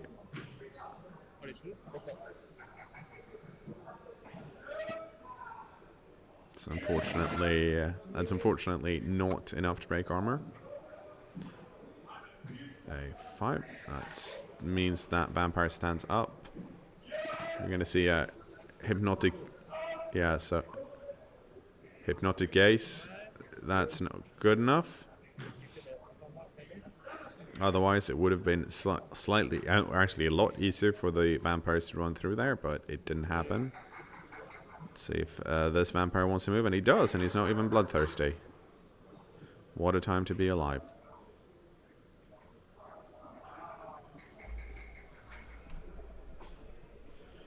Yes, there's currently also the Euro Open that's being played at the same time, but we are only featuring games from the EuroBowl, which is the Nations Tournament. Euro Open are open for 3-player teams, and it doesn't care about, well, them all being from the same country, if I understood correctly. And they might have a different rule set. I don't know. I only have the EuroBowl available to me. But there's actually two large rooms here where Blood Bowl is being played. The one that we're in, and you can hear the noise and the cheers from, is the EuroBowl room, and the one not very far from here, there's an extra room that's just Euro Open.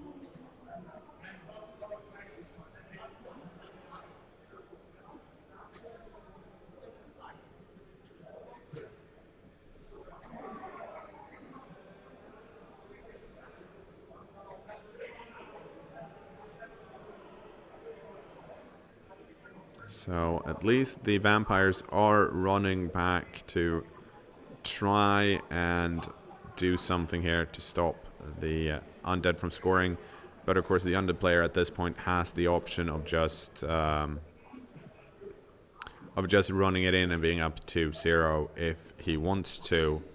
And that's probably... Oh, and a 2-die uphill blitz happening here.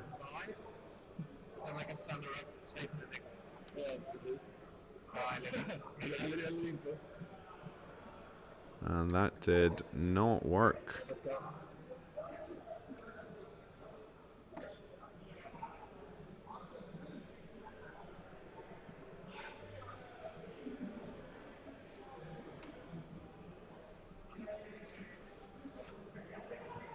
It's the...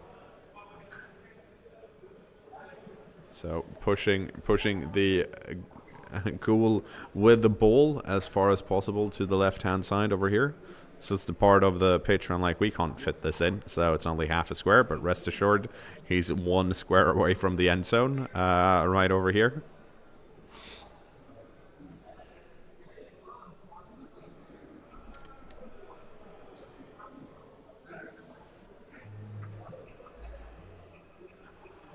And of course the rest of the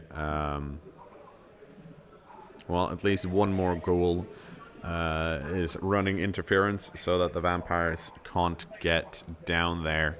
Let's have a quick count and see what's actually possible for the vampires to do.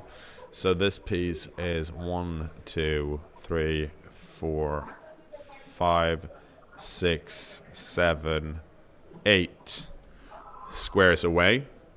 So while not able to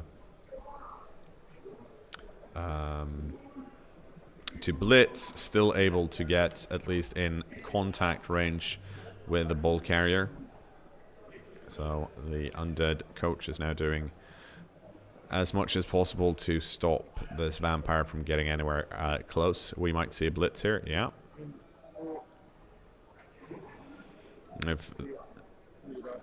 So running around so that he can then push this guy. Oh, okay.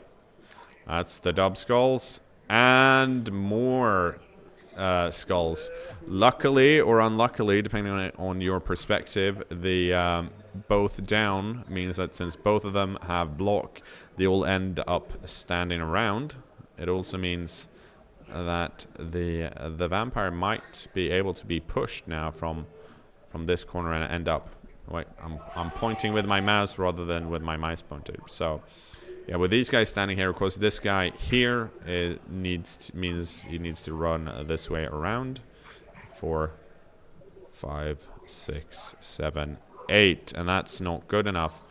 But if the vampire manages to get someone up here in the square above him, and then blitzes this piece, he can then push the vampire forward one, and that means that there's at least a slim hope that the vampire can make it down to the ball carrier.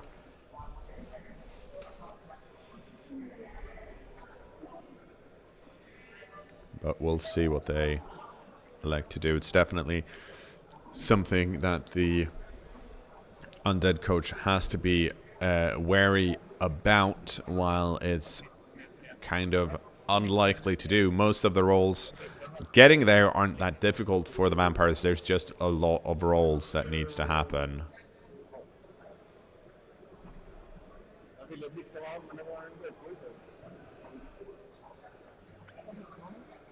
And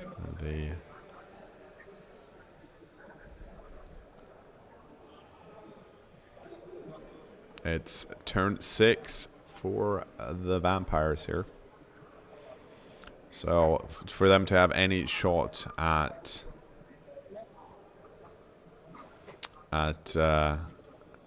going at saving this, they have to get down and stand next to the ball this turn. Hope that there's a turnover for the Undead so they can recover the ball on turn 7, and then have someone in scoring range on turn 8. And here comes the blitz, I would assume, to push the piece forward. Maybe not. Oh, hang on, what's going on here? That's just...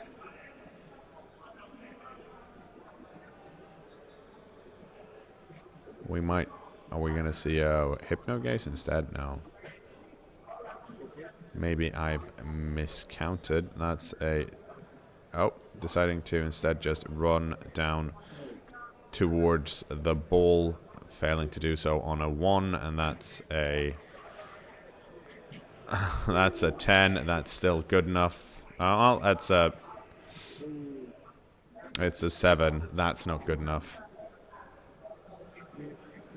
Some rerolls there because the dice were at an angle, and that's if they don't land well, they are rerolled.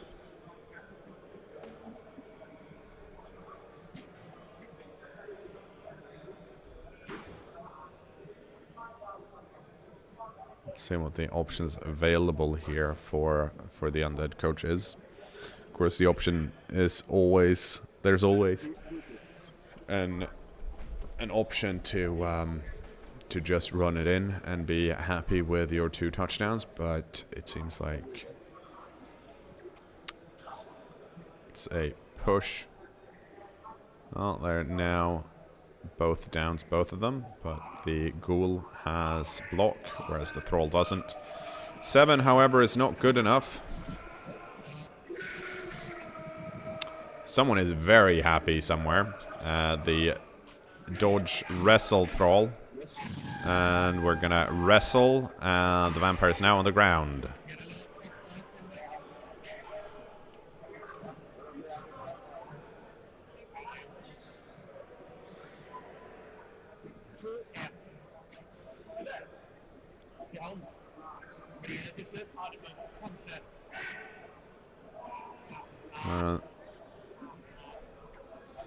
And we'll see if we see a foul here, or if they're just going to leave the vampire alone.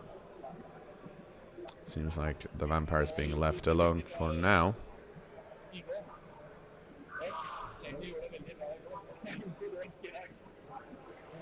There's a poor lonesome thrall all the way down here, but that's probably because someone has to catch the ball at some point, and there's not actually enough turns to have this thrall move up.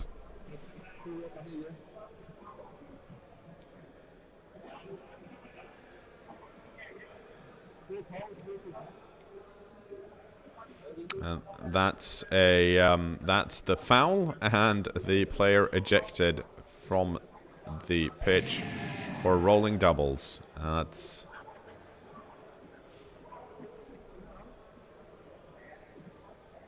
see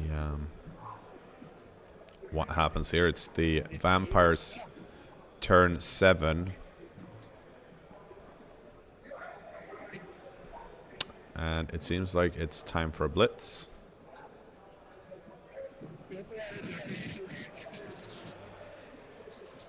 That's a 3. That's good enough. But where does the vampire want to? Where does the vampire want to go?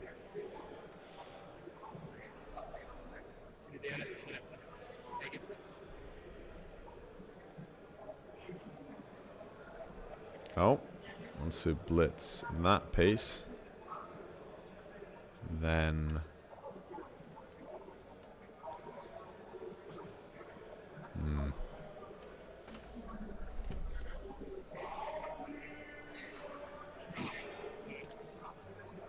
that's a 1. That's never good.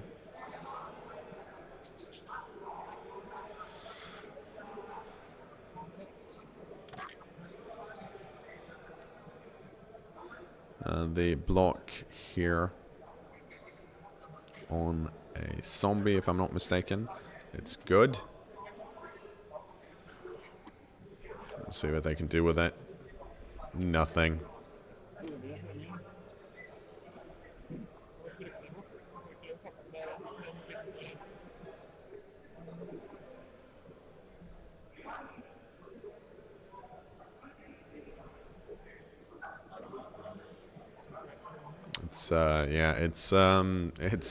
I don't think anyone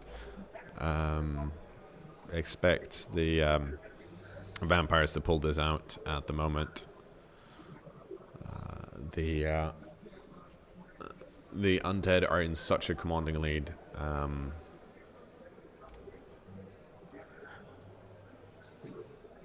There is still, or there should at least be still 7 pieces left on the pitch, since 5 has been knocked out. But it's just, most of them are either on the floor or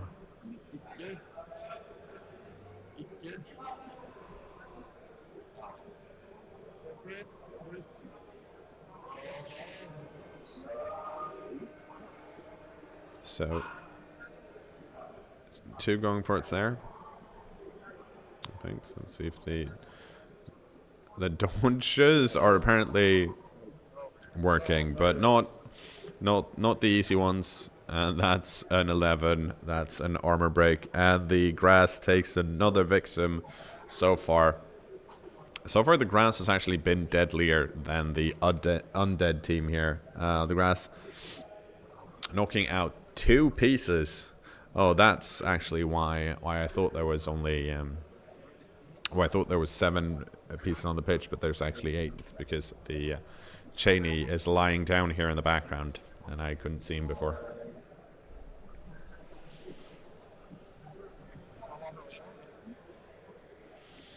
Yeah, yesterday the right-hand side of the table was cursed, but now that we've switched the board, it seems like the curse has moved over to the left-hand side. Good evening to you too, Cactus Pat. Okay, so Undead turn 7. Let's see what they want to do. Of course, they're still already up 1 touchdown, which means that as long as the vampires don't score on their turn 8, they've won the game.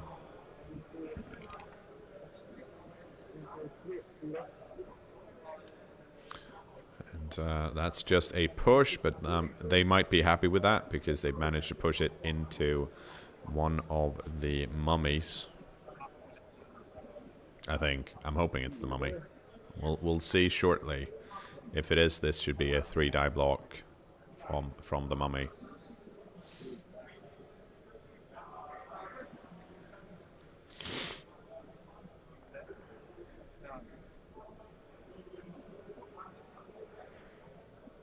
And hooray, I was correct.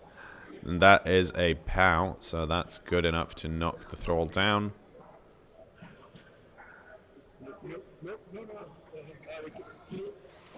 And a 6 is not good enough to actually hurt that thrall.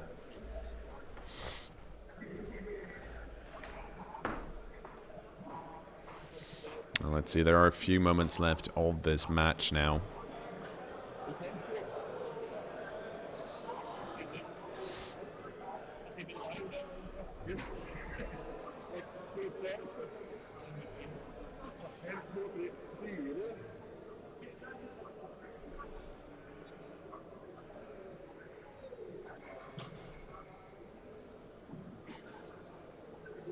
Doing some movement here with the last mummy just to block the thrall even more. Let's have a look here and see if the vampire who's gonna get up next turn actually can make it over there. 1, 2, well, 4, 5 rather, 6, 7, 8. So the ghoul is safe from the vampire. I guess the vampire could go 1, 2, 3, 4, 5. Well, 5.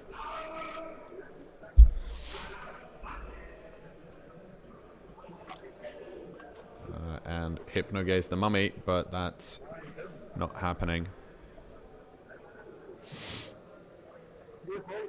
And that's another foul and another player ejected from the Undead team. And that's the end of their turn 7. Start of Vampires turn 8. Can they do anything? The one champion thrall that's left, this one, 1, 2, 3, 4, 5, can just base the ghoul, but as we know, that is not good enough, because then the Undead have already won.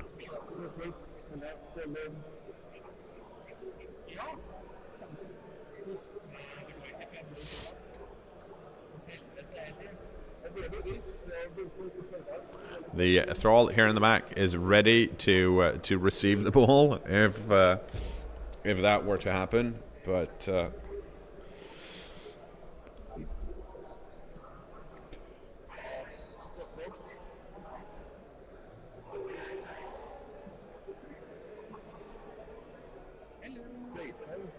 and here comes the hypnogaze falling out of the dice tower. That's not good enough.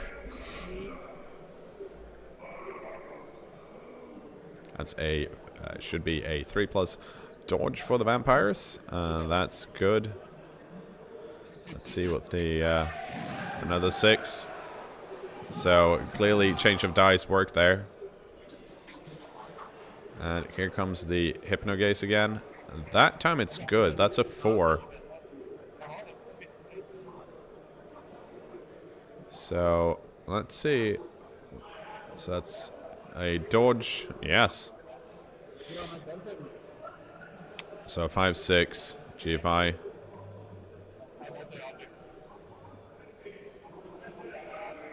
That's good. Another GFI. And that's good.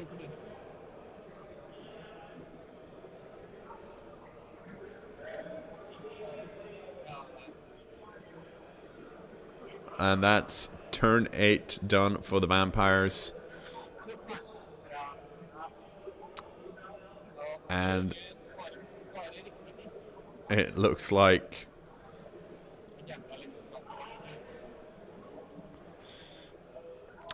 we know, and I mean we've known for quite a while, that the winner of this match is going to be the Undead team, Skoberget from Sweden. And that's a down player with wrestle, or actually block, because yeah, that's the end of the game there. So game ends 2-0 to the Undead team. The Vampires having a chance at the second half, but after the star player getting massacred by the grass once again, they kind of had nothing left to give. I'm going to go out there and talk to the coaches, and we'll see if we can get some of them in here. I'll be right back, you guys. Oh, you're not in the picture. Then let's halfway in the picture. Move a bit. We should all move a bit. Yes. Okay. So hello. Everyone has to be really loud to be picked up by this microphone. Thanks for an interesting first half and a slog of a second half. Yeah, I know. Sorry about that. The ref. Yep. Why did you bring vampires to EuroBowl? To get the element of surprise, because nobody plays them much or against them. Because I like playing them because it's challenging for me. Yeah. So it's a fun team to play when it works. It's also tough work. How has it gone so far? It didn't go that well this game. How did it go on day 1? No, it's been fantastic yesterday. I won the first match 4-0, and the second match I won 3-1. That was a close one. Yeah. Yeah. Because we looked at it, and it seemed like part of your strategy was to get good use out of Willem Cheney, and that did not work this half. Was that something you realized straight away because you found him? Yeah, Cheney, but he's dangerous. Like the claws and my mum is. But he double skulled the first thing he did. Yeah. Played loner and stomped him, and he got out. The first block in, and then on the second frenzy block. He felt like he'd done enough day 1 and day 2. It's like got stomped, casualty with Dragon. Start use your other players. Telling me that. So, how do you feel about how has your Undead team performed so far? Really good. I got 3 wins and 1 draw. That is pretty good. Pretty good. I drew the first game against the Wood Elves.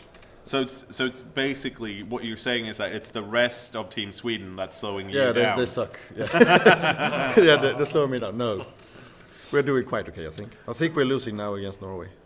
Oh no! It looks like it. Okay, sure. that's unfortunate. Yeah, it's bad. So what are you looking forward? You've got 2 more games left, each of you. Is there any teams you don't want to face off, or anything you want to nation you want to stay away from if you can? Or is it just accept all comers? I would like to stay away from England, but I think we will. Yeah. I want to meet the Finns. It's fun. They're loud. Yeah, it's a game like who gets the most drunk. Oh, I see. Well, yeah, they win. They have a head start then, since game 1's already done. Yeah. You were at the feature table. Exactly. Okay, thank you so much for having a quick chat with us. It's lunch, and then we will be back in the afternoon with 2 more Games, Ref, good luck for you going forward. Of course, you don't have to face Sweden anymore, so I don't have to say. And I don't have to face the top player anymore either. So. No, I will have to. Fuck. Yes, and you just keep winning. Yes, I will try. And we'll be back in the second half. I'll probably, you know what? I'll put the Steam on standby. Thanks for watching us. We're gonna go to this lovely stream in a bit. There we go.